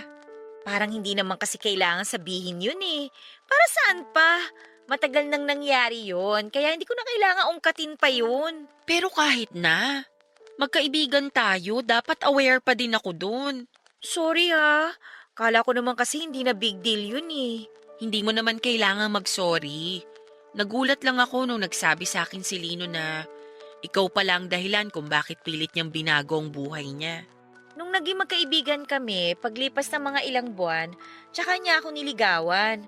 Pareho kaming medyo pasaway nun eh, kaya parang compatible kaming dalawa. Ayun, di sinagot ko siya. Nagtagal ba kayo? Hindi, 1 buwan lang yata yung naging relasyon namin. Parang hindi mo nga matatawag na relasyon yung nangyari eh. Kaya nga hindi ko na sinabi sa'yo kasi parang wala namang saysay yung parting yun ng buhay namin. Malaki raw ang naitulong mo kay Lino nung time na yon. Ikaw lang yung naging kakampi niya nung panahong tinalikuran siya ng pamilya niya. Nakakaawa nga siya nun eh. Isipin mo, namatayan ka na ng ina. Ikaw pa yung sinisisi ng tatay at kapatid mo sa pagkawala niya. Kaya nga eh. Bigla tuloy akong naawa sa kanya. Pero bakit naman kayo naghiwalay? Bakit 1 buwan lang yung naging relasyon ninyo? Hindi kami swak eh. Compatible lang kami sa ugali noon. Pero magkaiba kami ng direksyon na tinatahak. Iba yung goal niya sa goal ko. Iba yung hilig niya sa hilig ko. Hindi talaga kami pareho ng vision sa buhay. Kaya naisip namin na maging magkaibigan na lang. Mabuti na lang kahit paano, kahit parehong bulakbol, nakapagtapos naman kami ng maayos. Paano mo naman siya nabago? Nabago? Hindi ko siya binago. Siya mismo ang gumawa nun sa sarili niya. Siguro nga ang naging role ko lang nun maging inspirasyon. Mula sa pagiging bad boy, inayos niya yung buhay niya para sa akin. Hindi ko naman siya pinilit kusa lang niyang ginawa yun. Alam mo, si Lino kasi, kahit na palaaway yun, kahit na matapang at kinatatakutan siya noon, deep inside, may mabuting loob yung taong yun Naging bato lang yung puso niya dahil sa nangyari sa kanya. Pero mabuti siyang tao. Ang problema nga lang, kahit anong pilit ang gawin niyang pagbabago, nahihila talaga siya pabalik dahil sa pagiging matigas sa kanya ng tatay niya. After college, anong nangyari sa kanya? Ayun, nagkanya-kanya na kami pagkatapos gumraduate. Sa mga sumunod na taon, wala na akong nabalitaan sa kanya Naging busy na rin naman kasi ako sa paghahanap ng trabaho noon. So paano kayong naging close ulit? Mga 3 or 4 years ago yata nung nagkita ulit kami. Alam mo, ang laki ng pinagbago niya. Sobrang successful na niya. Ibang-iba na siya compared nung college kami. Ang kwento niya sa akin, tinulungan daw siya ng kapatid niya para makahanap ng trabaho. Kaya nga nung pinakilala ko kayo sa isa't isa, akala ko naman wala nang problema. Kasi ako, nagawa ko namang alisin yung masamang ugali ko Kaya akala ko ganun din siya. Yun pala, front lang yung pagiging green flag niya. Parang ganun na nga yung nangyari. Para siyang bahay na maganda sa labas, pero sa loob, sobrang gulo. Pero tama yung sinabi mo na mabuting tao si Lino. Ramdam ko yon. Ang gusto ko lang malaman, anong klaseng trauma ba kasi ang inabot niya sa tatay niya para magkaganon si Lino? Ay nako, grabe yung tatay niyang yun. Kahit siguro mamatay si Lino, walang pakialam yung tatay niya eh. Mabuti nga nandyan yung kuya niya na laging nagbabantay sa kanya. Ay, paano kaya natin siya matutulungan, no? Alam mo, suporta lang ang kaya nating ibigay sa kanya kasi siya lang mismo makakatulong sa sarili niya eh. Either tanggapin na lang niya na kahit kailan hindi na siya mamahalin ng tatay niya o magpapatuloy siya sa ginagawa niyang pagsira sa buhay niya para lang magpapansin sa sarili niyang ama. Papadudot na pagtanto ko na hindi lahat ng nakikita ng ating mga mata ay totoo. Best example na doon si Lino na sa unang tingin ay para bang napaka-successful niya sa buhay. Akalain mong nasa kanya na ang lahat pero kapag nakilala mo siya ay marami pala siyang tinatagong sugat mula sa kanyang nakaraan.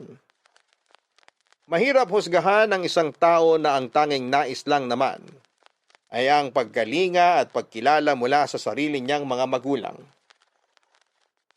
Nahabag ang loob ko para kay Lino at sa parehong pagkakataon ay humanga ako dahil kahit papaano ay nakaya niyang dalhin ang mga problema niya ng ilang taon. Nakonsensya din ako na sa halip na tulungan at sasamahan ko siya sa mga problema niya ay iniwan ko pa siya. Medyo selfish ako sa part na yon pero nung nalaman ko ang totoong kwento ay handa naman akong suportahan siya sa pagharap niya sa kanyang problema. Buwan ang lumipas na natiling matatag ang pagkakaibigan namin ni Lino. Parang ang walang nagbago sa samahan namin. Kung ano kami noong magkasintahan pa lamang kaming dalawa ay ganun pa rin ang turingan namin kahit na magkaibigan na lamang kami. At ang kaibahan nga lang ay wala na kaming anumang romantic feelings na ipinapakita para sa isa't isa. Kapag hindi nakainom ay maayos namang kasama si Lino. Sana nga ay hindi na lang naimbento ang alak nang sa ganon ay hindi lumabas ang ibang ugali nito. Masyado na kasing malala ang anger issues ni Lino na lalong natitrigger kapag nahaluan ng alak ang sistema niya. Masyado siyang sensitive sa mga bagay kapag lasing na at yon ang ikinababahala ko tuwing tumitikim ng alak si Lino. Kaya naman bilang kaibigan ay sinubukan kong gawin ang lahat para maiwasan nito ang pag-inom ng alak. To be fair ay willing naman si Lino na baguhin ang pagiging palainom niya. Yun lang ang tanging maitutulong ko sa kanya dahil wala naman akong ibang magagawa pagdating sa problema nilang mag-ama. Noong sinabihan ko siya na gusto ko siyang tulungan, at least kahit na anger management lang niya, ay nakita ko naman ang kooperasyon niya sa akin. Umiwas siya sa alak at hindi na siya noon lumalabas para magwalwal. Ang ginawa namin ay uminom na lamang kami ng kape sa labas at naging misyon na naming dalawa ang tikman ang lahat ng kape sa buong Metro Manila. Occasionally ay tumitikim pa rin naman si Lino ng alak lalo na kapag may gatherings o okasyon. Pero kapag kasama niya ako ay nalilimitahan lamang ito at nasasabi sa akin ni Lino na ang dahilan kung bakit siya nalulong sa alak ay yun na lang daw kasi ang tanging paraan para maibsan ang tampo at sakit na nararamdaman nito sa kanyang ama. Kahit paano papadudot ay kasama ang mga kaibigan sa inuman, ay naramdaman niya ang halaga niya bilang isang tao at naiintindihan ko yon. Pero dahil kasama na niya ako, kahit papaano ay ako na ang pumawi sa lumbay na nararamdaman nito. Halos kalahating taon ding iniwasan ni Lino ang pag-inom ng alak. Unti-unti ay bumalik nga si Lino na nakilala at minahal ko. Unti-unti ay nakita ko ang pagbabago sa buhay nito. Mula sa lalaking punong-puno ng hinanakit sa buhay, ay naging masiyahin at mas open na siya sa mga tao papadudot. Kasabay noon, ay muling nanumbalik ang pagtingin ko para sa kanya. Ang naramdaman kong yon ay mas umigting pa nung sa wakas. Matapos ang mahabang panahon ay naisipan akong dalhin ni Lino sa kanilang bahay para ipakilala sa kanyang ama.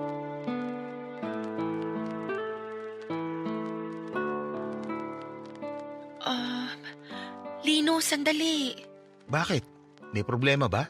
Kinakabahan ako eh. Sigurado ka ba talagang gusto mo kong ipakilala sa papa mo? Oo naman. Ano ba kasing pumasok sa isip mo at bigla mo kong dinala dito sa bahay niyo? Gusto kong patunayan kay Papa na may mga tao nagmamahal sa akin. Di katulad ng lagi niyang sinasabi na wala raw tao magtitiwala sa akin dahil hindi raw ako marunong tumanaw ng utang na loob. Natatakot ako. Wala kang dapat ikatakot. Mabait naman si Papa eh. Sa akin lang hindi. Halika na.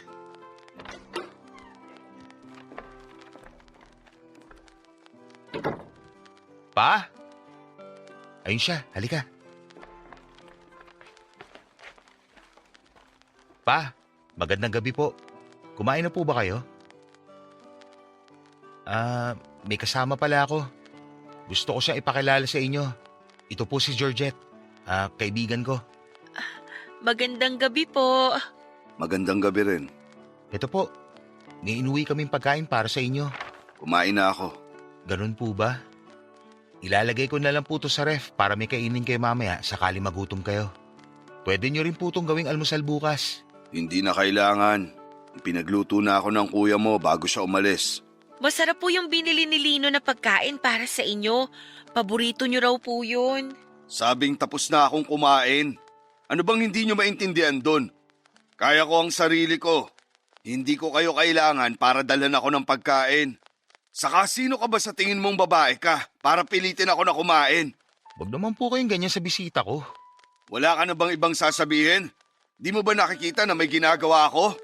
Lumayas ka na sa harapan ko. Kita mo, Georgette? Ganyan ako kamahal ng tatay ko. Magsisimula ka na naman ba? Kung umuwi ka lang dito para guluhin ako, mabuti pang umalis ka na lang ulit ng bahay. Hindi kita kailangan dito. Kahit naman sana ngayon lang. Magkunwari kayo, nag-aalala kayo sa akin. Ilang araw ako hindi umuwi. Hindi niyo man lang ba ako tatanungin kung saan ako galing? Bakit naman kita tatanungin?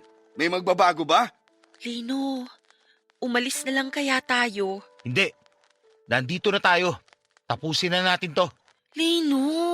Siguro nga pa, walang magbabago. Kahit anong gawin ko, kahit patayin ko pa ang sarili ko, hindi na magbabago yung puso nyo. Sa mahabang panahon, pinanghawakan ko yung alaala natin. Pinanghawakan ko yung amang kinalakihan ko na mabait, na may pangunawa, na mapagpatawad. Umasa ako na balang araw, kapag naghilom na ang lahat ng sugat, matatanggap niyo ulit ako bilang anak. Pero mukhang wala na talaga. Wala na tayong pag-asa. Kailanman hindi na maghihilom tong sugat na ginawa mo sa pamilya natin. Kasalanan mo lahat na nangyari. At gusto kong pagdusahan mo yon hanggang mamatay ako. Kasalanan ko ba talaga?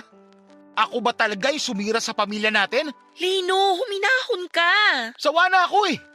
Pagod na ako sisihin ang sarili ko. Buong buhay ko, sarili ko pinanagot ko sa pagkakasira ng pamilya natin pa. Pero kung isipin, wala naman talaga akong kasalanan eh. Ang ginawa ko lang naman, sabihin kay mama yung totoo. Anong napala mo sa pagsabi ng totoo? Hindi ba namatay ang mama mo? Ikaw ang dahilan ng lahat. Kaya huwag kang umasta na parang wala kang ginawa para mamatay siya. Hindi ako pumatay kay mama. Ikaw! Ikaw mismo pumatay sa kanya! Hindi niya kinaya yung sakit dahil sa ginawa niyong panloloko. Kaya siya nagpakamatay. Kayo ang dahilan ng lahat. Anong sabi mo? Huminahon lang po Napakawalang kayo! kwenta mo talagang hayop ka. Anong gagawin niyo? Sasaktan niyo ako? Sige! Saktan niyo ako! Total manid na ako sa lahat ng sakit eh! O eto! Ilalapit ko sa inyo ang mukha ko! Gawin mo ang gusto mong gawin! Gusto mo ako sutukin? Sige, gawin mo! Lino, sandali lang naman po! Tama na yan! Ang lakas ng loob mong pagbintangan ako. Lumayas ka rito. Matagal na panahon. Sinalo ko lahat ng galit mo sa akin. Sa loob ng 14 na taon, hinayaan lang kita. Pero ito na yung huli. Hindi mo na ako masasaktan ulit. Alam mo kung paano? Ngayon tatanggapin ko na simula nung araw na namatay si Mama, Nawalan na rin ako ng ama. Salamat at pinagtiisan mo ako ng mahabang panahon. Makakaasa ka na hindi mo na ako makikita ulit.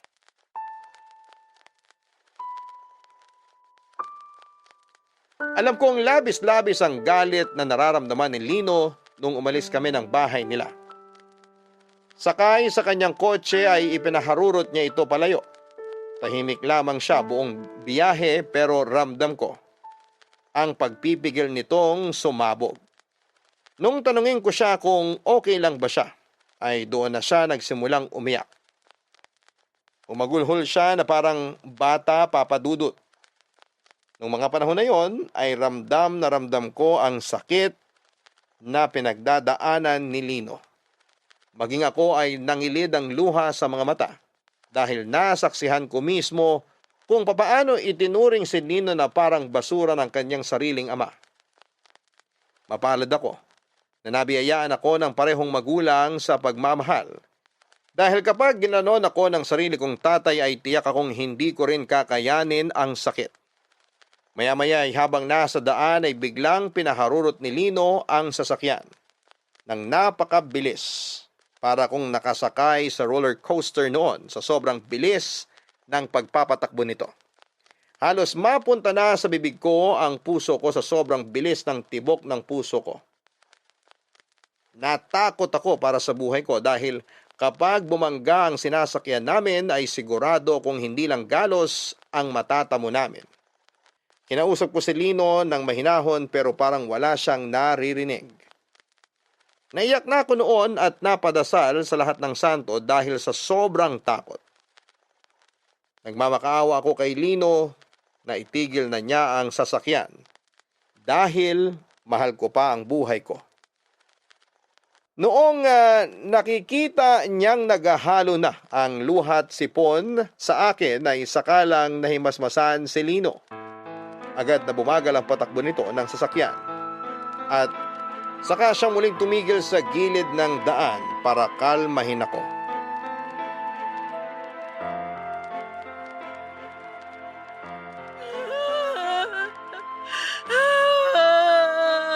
Georgette, sorry.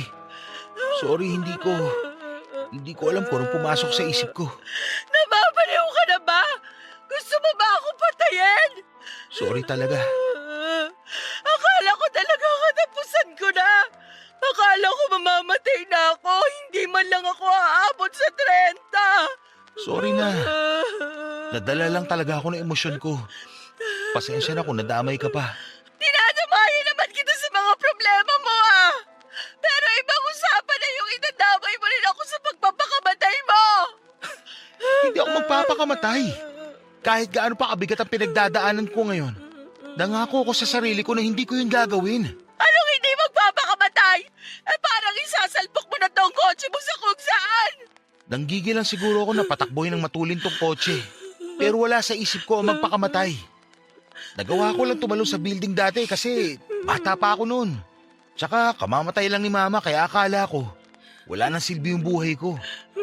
Pero nung tumanda na ako, na-realize ko na hindi dapat basta-basta sinasayang ang buhay. Eh anong tawag mo sa ginawa mo kanina?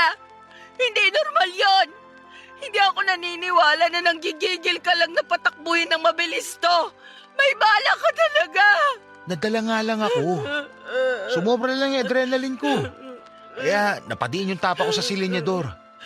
Magkahalong galit, lungkot at saya kasi yung nararamdaman ko kanina eh. Kaya siguro hindi ko kagad na proseso. Ang dami mong sinasabi dyan. Ewan ko sa'yo. Bababa na ako. Teka lang, Georgette. Ayoko na dito. Magko-commute na lang ako pauwi. Sandali.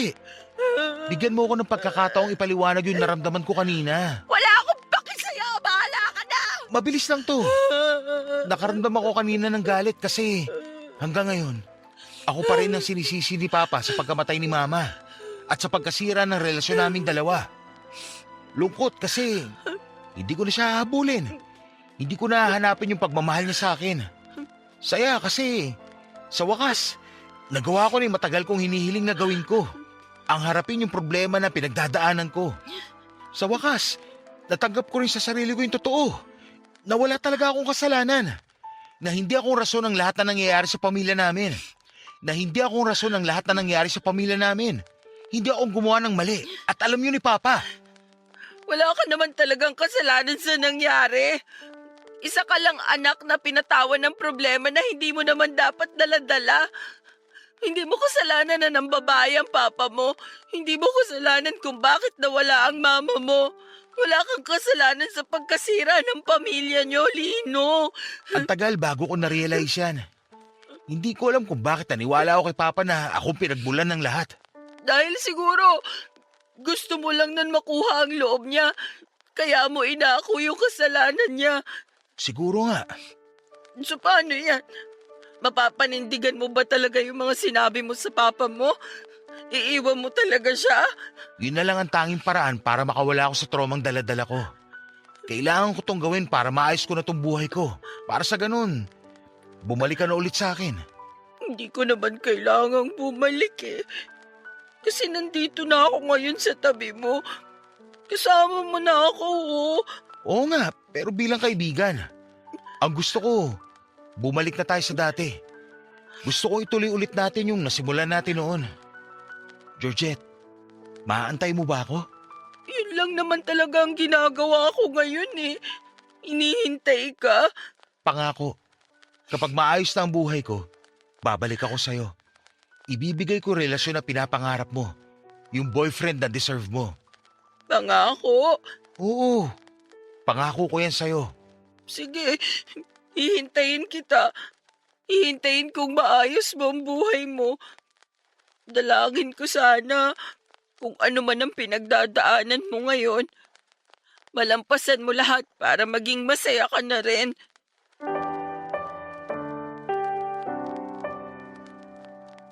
Pagkatapos ng pag-uusap namin yon ay naisipan naming mag-road trip ni Lino. Nakarating kami sa Rizal at doon ay sabay naming pinagmasdan ng pag-angat ng araw sa likod ng bundok. Nung oras ding yon ay pareho naming napagtanto ni Lino na mahal pa rin talaga namin ang isa't isa. Nangako ko sa kanya na tutulungan ko siya, na hindi ko siya iiwan katulad ng ginawa ko noon. Noong mas minabuti ko na talikuran siya ng mga panahong lugmok siya. Pagkatapos ng araw na yon ay kinausap ni Lino ang kapatid niya tungkol sa plano niyang gawin sa buhay niya. Ipinaalam ni Lino dito na bubukod na rin siya katulad ng kanyang kuya at may iwan na mag-isa ang kanilang tatay sa bahay nila. Kahit paano ay suportado naman siya ng kanyang kapatid. Nangako ang kuya ni Lino na siya na ang magbabantay sa kanilang ama. Para sa ganoon ay makapag-focus na si Lino sa sarili niyang buhay. Papadudot ako ang naging saksi kung papaano inayos ni Lino ang kanyang sarili at bumangon mula sa trauma na bitbit niya ng ilang taon. Sobrang proud ako sa kanya ng panahong yon dahil nagawa na niyang bitawan ang mga bagay na nagpapabigat sa kanya. Paminsan-minsan ay nagkakaroon siya ng kaunting relapse. Pero kahit na ganoon ay tuluyan na niyang tinalikuran ang pagiging dependent niya sa alak. Kapag dumarating ang araw na kailangan niya ng masasandalan ay sa akin siya nagpupunta. Ako ang naging kanlungan niya tuwing kailangan niya ng comfort. Pinupad ko ang pangako ko sa kanya na mananatili ako sa tabi niya, lalo na nung dumating yung araw kung kailan isang panibagong problema na naman ang dumating sa buhay ni Lino, Papa Dudut. Papa Dudut, naisip ko noon na baka naman may chance pa na maayos ang pagsasama nila Lino at ng tatay niya. Naisip ko na masasaya pa siguro ang buhay ni Lino kapag nagkaayos sila ng papa niya, kaya sinubukan kong solusyonan ang problema nilang dalawa. Kinonta ko ang kapatid ni Lino para alamin ang kabilang side ng mga pangyayari. Naikwento sa akin ng kuya ni Lino na totoo ngang nag-cheat ang tatay nila. Noong mga panahong yon ay may hinala na talaga ang nanay nila sa ginagawa ng kanilang ama. Pero mahusay na naitago ng kanilang tatay ang ginagawa nitong panluloko. Bukod na lang noong araw na nagkamali ng tansya ang tatay nila, kaya nahuli ito ni Lino na may kasamang babae sa kwarto. Napag-alaman kong may pangatlong kapatid sila Lino. Nagkaroon pala kasi ng anak ang tatay nila doon sa babae niya. At nung nalaman nila ang katotohanan, ay 5 years old na ang bata. Ibig sabihin lang noon ay matagal nang niloloko ng tatay nila ang kanilang nanay. Doon na na-trigger at mas lumala ang depression ng kanilang ina na hindi alam ng magkakapatid na matagal na palang pilit na nilalabanan ng nanay nila. Late na raw nalaman ng magkakapatid na nagpupunta pala sa therapist ang mama nila dahil matagal na itong may anxiety disorder. Hindi na raw pala kasi bago sa kanya ang ginagawang pambababae ng kanilang ama. Nung nalaman ko ang totoo, ay nawala na ako ng pag-asa. Hindi na talaga maayos pa ang pagsasama nila Lino at ng kanyang ama dahil tatay na nila mismo ang may problema.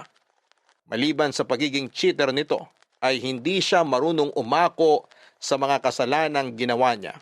Ang malala ay ipinasa pa niya ito sa anak niya. Ilang linggo ang lumipas, napansin ko na nakakapag-adjust naman na si Lino na mamuhay mag-isa. Isang araw ay humingi siya sa akin ng pabor na samahan siya sa bahay ng tatay niya. Nung araw na sinamahan ko si Lino na kunin ang mga gamit nito sa bahay nila, nagkaroon ako ng chance na kausapin ang tatay niya. Doon ay napatunayan ko kung gaano kalala at kasama ang ugali nito. Oh, anong ginagawa mo rito? Magandang araw po. Nandito na po pala kayo. Akala ko po nasa trabaho kayo eh. Ikaw yung kaibigan ni Lino na pakialamera, di ba? Opo. Ako nga po. Ako po si Georgette. Wala akong pakialam sa pangalan mo. Sagutin mo tanong ko. Anong ginagawa mo dito sa pamamahay ko? Wala si Lino dito. Hindi na siya dito nakatira. Opo. Alam ko po. Kasama ko siya ngayon. Kukunin lang daw po niya yung iba niyang mga gamit na naiwan. Nandun po siya sa kwarto niya nag-e-empake. Mabuti naman. Sabihin mo, alisin niya na lahat ng kalat niya dito. Sige po. Hindi niyo po ba itatanong kung saan siya nakatira ngayon? Hindi na kailangan. Kung sa bagay, kaya naman na nilino ang sarili niya.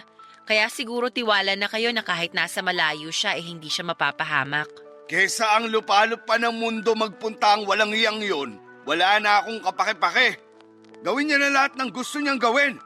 Ayoko na magkaroon ng ugnayan sa kanya. Ni isang beses po ba hindi kayo na-curious kung kumusta na ang anak niyo? Kung okay lang ba siya, mga ganung bagay? Para saan pa? Para sa ikapapanatag ng loob niyo. Hindi ba gano'n naman ang mga magulang? Lagi silang nag-aalala para sa mga anak nila kahit matatanda na sila. Ganon po kasi nanay at tatay ko eh. Lagi silang nag-aalala sa akin kahit na matanda na ako. Huwag mo akong itulad sa mga magulang mo. Ay kung sa bagay, yung tatay ko po kasi, mahal na mahal niya ang nanay ko. Hindi niya magagawang lokohin. Naaalibadbaran na ako sa'yo ha. May gusto ka bang tumbukin? Wala naman po. Meron po ba dapat? Hindi ko gusto yung tabas ng dila mong babae ka ha. Maghinay-hinay ka sa pananalita mo. Baka di kita matansya. Tandaan mo, nandito ka sa pamamahay ko. Ay, sorry po. Wala naman po akong pinapatamaan kung yun po ang iniisip nyo. Gusto ko lang po kasing ipaalam sa inyo na maayos na ang buhay ni Lino. Masaya ako para sa kanya kasi sa wakas, nakalaya na siya mula sa pagmamalupit ninyo. Ano bang kinakwento sa'yo nung lintik na yon? Na pinagmamalupitan ko siya?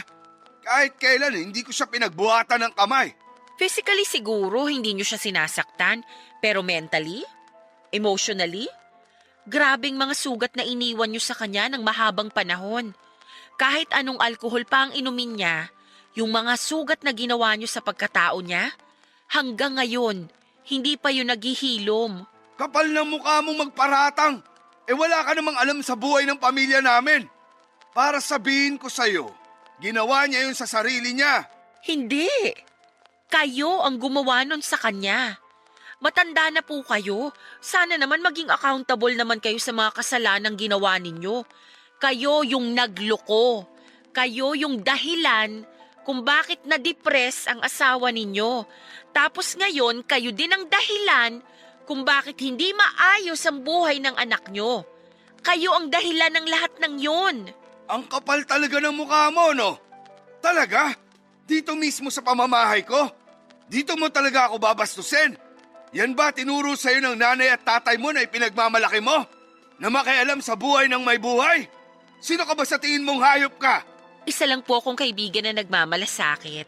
Hindi porket babae ka, palalampasin ko tong kagaguang ginagawa mo sa akin. Baka gusto mong hindi ka na makalabas dito. Kayang-kaya kitang saktan. Alam ko po yun. Sinaktan niyo nga ang asawa niyo noon eh. Ako pa kaya? Talagang makakatikim ka talaga sa akin. Pa! Huwag niyo sasaktan si Georgette! Kuha ko na. Pinagkakaisaan niyo ako, ha? Lumayas na kayo ng babaeng to sa pamamahay ko. Mga walang modo! Yung po talaga ang gagawin namin. Aalis na kami. Pasensya na kung naabala kayo. Ang lakas ng loob mong pumunta rito para bastusin ako. Huwag niyong ipapakita mga pagmumukha niyo sa akin. Lalong-lalo ka na, Lino. Mauna na po kami. Georgette, halika na. Papa Dudut, hindi naman po talaga ako palasagot sa mga taong mas nakakatanda sa akin.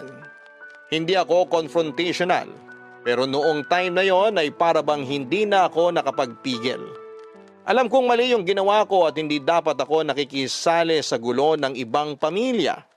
Pero naawa lang talaga ako noon kay Lino. Hindi ko lubos maisip kung paanong nagagawang tiisin ng isang magulang ang sarili niyang anak. Siguro iba-iba lang talaga ang ugali ng mga tao. May mga magulang na itataya ang lahat para sa anak nila at may ilan namang hindi na kayang magpatawad pa at handang kalimutan ang pagiging magulang nila. Nakakalungkot lang na wala na talagang pag-asa pa na magkasundo ang mag-ama. Dahil doon ay nagpatuloy na lang si Lino sa buhay niya kung saan ay patuloy siyang kinasusuklaman ng kanyang ama. Halos isang buwan din ang lumipas simula noong tanggapin ni Lino ang katotohanan yon. Unti-unti ay binuo niya ang kanyang sarili sa tulong ko, ng kanyang kuya at pati na rin ng mga kaibigang nagmamahal sa kanya. Nakita ko kung paanong ang dating Lino na puno ng hinanakit, na humihila sa kanya pababa ay parang nagmistulang ibon na naging malaya na sa paglipad.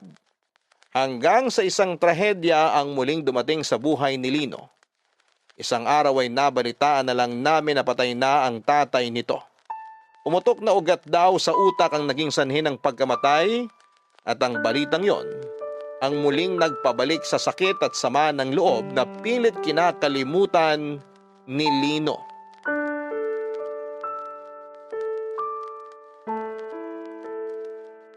Lino, okay ka lang? Oo, okay lang ako. Hindi ka ba uuwi ngayon? Hindi. Dito na lang muna ako. Total, Sabado naman bukas. Walang pasok. Ikaw, baka gusto mong magpahinga muna. Hindi na. Dito na lang muna ako sa tabi ni Papa. Wala kasi magbabantay sa kanya eh. Ilang gabi ka nang walang tulog. Kailangan mo ring magpahinga. Kasi baka mamaya, magkasakit ka niyan. Hindi rin naman ako makakatulog eh. Nakokonsensya ako sa ginawa ko kay Papa. Wala kang ginawa. Wala kang kasalanan sa nangyari. Bakit sarili mo na naman ang sinisisi mo sa pagkawala ng papa mo? Iniwan ko siya, Georgette. Ako na lang kasama niya sa bahay. Tapos, iniwan ko pa siya. Hindi mo naman ginusto yun eh. Ang papa mo mismong nagtulak sa'yo palayo. Kahit na. Matanda na si Papa. Dapat kaming mga anak niya na ang nagbabantay sa kanya. Naisip ko tuloy, kung hindi ko sana siya iniwan, buhay pa siguro siya ngayon. Ruptured brain aneurysm ang ikinamatay ng papa mo. Kahit kasama ka pa niya sa bahay, wala ka nang magagawa sa lagay niya. Namatay siya na may galit sa akin. Hanggang sa huling hininga niya, nanatili sa puso niya yung pagkasuklam sa akin. Hindi ko man lang nahingi yung kapatawaran na gusto kong makuha. Lino, wala kang kasalanan. Wala kang ginawang mali. Tandaan mo yan. Sana, hindi na lang ako nagsalita. Sana, sinarili ko na lang yung nalalaman ko noon. Kung itinago ko na lang sana yung totoo, sana buo pa kami ngayon. May dahilan ng lahat ng nangyari sa buhay mo. Oo, masaklap yung pinagdadaanan ng pamilya nyo. Pero may dahilan lahat yan. At sigurado ko na maghihilom kayo ng kuya mo. Maghihilom lahat ng sugat sa puso mo, Lino. Isa lang naman ang gusto kong mangyari. Gusto kong maging masaya mga magulang ko. Pero ano nangyari? Pareho silang namatay na puno ng hinanakit sa mga puso nila. Siguro tama nga si Papa. Kasalanan ko lahat. Hindi totoo yan. Ano nang gagawin ko ngayon? Pakiramdam ko, wala nang saysay itong buhay ko. Marami ka pang pwedeng gawin sa buhay, Lino. Pwede kang maging isang mabuting ama para sa magiging anak mo. Magiging tapat ka pang asawa para sa babaeng mapapangasawa mo. Patunayan mo sa sarili mo na isa kang mabuting tao. Paano ako magiging ganun ko hindi ko man lang makita sa sarili ko yung mga katangian na yun? Ako, nakikita ko ang mga katangian na yun sa'yo. Patunayan mo na may mga lalaki pa sa mundong to na loyal, na mapagmahal, na kayang panindigan ang pagiging lalaki nila. Ang hirap. Sobrang hirap. Alam kong mahirap. Mahirap mawala ng magulang. Mahirap tanggapin na wala na sa mundong to ang taong hinahangaan at minamahal mo. Pero ganun talaga ang ikot ng mundo eh. May mga bagay na mangyayari sa buhay natin na magsisilbing aral para mapabuti natin ang sarili natin. Kaya sana, huwag kang mapanghinaan ng loob. Huwag mong sayangin yung mga aral na natutunan mo sa naging karanasan mo. Huwag mong sayangin yung aral na pwede mong maibahagi sa ibang tao. Ang malas ko naman. Naging ganito ang buhay ko. Magpahinga ka na. Sasabihan ko na lang kuya mo na mas agahan niya ang pagpunta rito sa chapel. Siya naman ang magbantay sa papa niyo para kahit paano makabawi ka ng tulog. Salamat.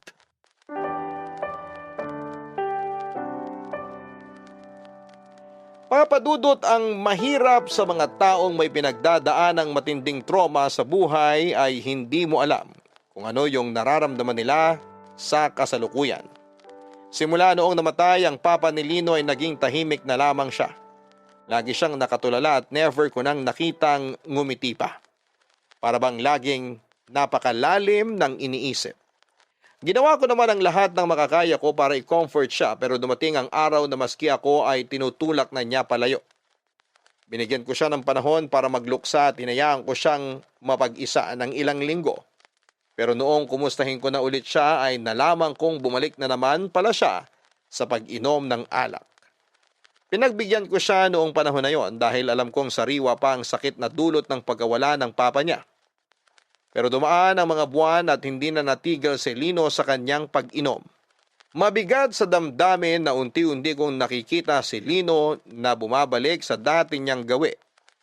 Wala na ako nagawa noon dahil maging ako ay pilit nang nilayuan ni Lino. Para bang nawala na siya ng pag-asa at tuluyan ng sumuko. Maging ang kapatid at mga kaibigan niya ay hindi niya pinakikinggan. Hanggang sa isang araw ay hindi ko inaasahan na bigla na lang mawawala si Lino. Umalis siya ng walang pasabi at walang paalam sa kahit na sino. Akala namin noon ay nag-out of town lamang siya para palipasin ang pinagdadaanan nito. Pero lumipas sa mga buwan, ni isang balita ay wala kaming narinig mula sa kanya. Nagsimula kaming mag-alala para sa kalagayan nito. Hinanap namin siya at nireport sa pulis, pero ni anino niya ay hindi namin nakita pa. Dito ko na muna tatapusin ang kwento ko, Papa Dudut. Kung ano nangyari kay Lino ay malalaman ninyo sa susunod na bahagi. Maraming salamat po at magandang hapon sa inyong lahat. Ang inyong forever kapuso at kabarangay, Georgette. May mga pagsubok sa buhay natin na sobrang bigat. Akala natin ay hindi na natin ito kakayanin. Pero mga kabarangay, subukan pa rin nating lumaban kahit na parabang wala ng pag-asang natitira para sa atin. Dahil minsan ang tagumpay na ating inaasahan ay sakalang natin makukuha sa dulo ng bawat pagpupursige natin sa laban. Ika nga sa isang sikat na mobile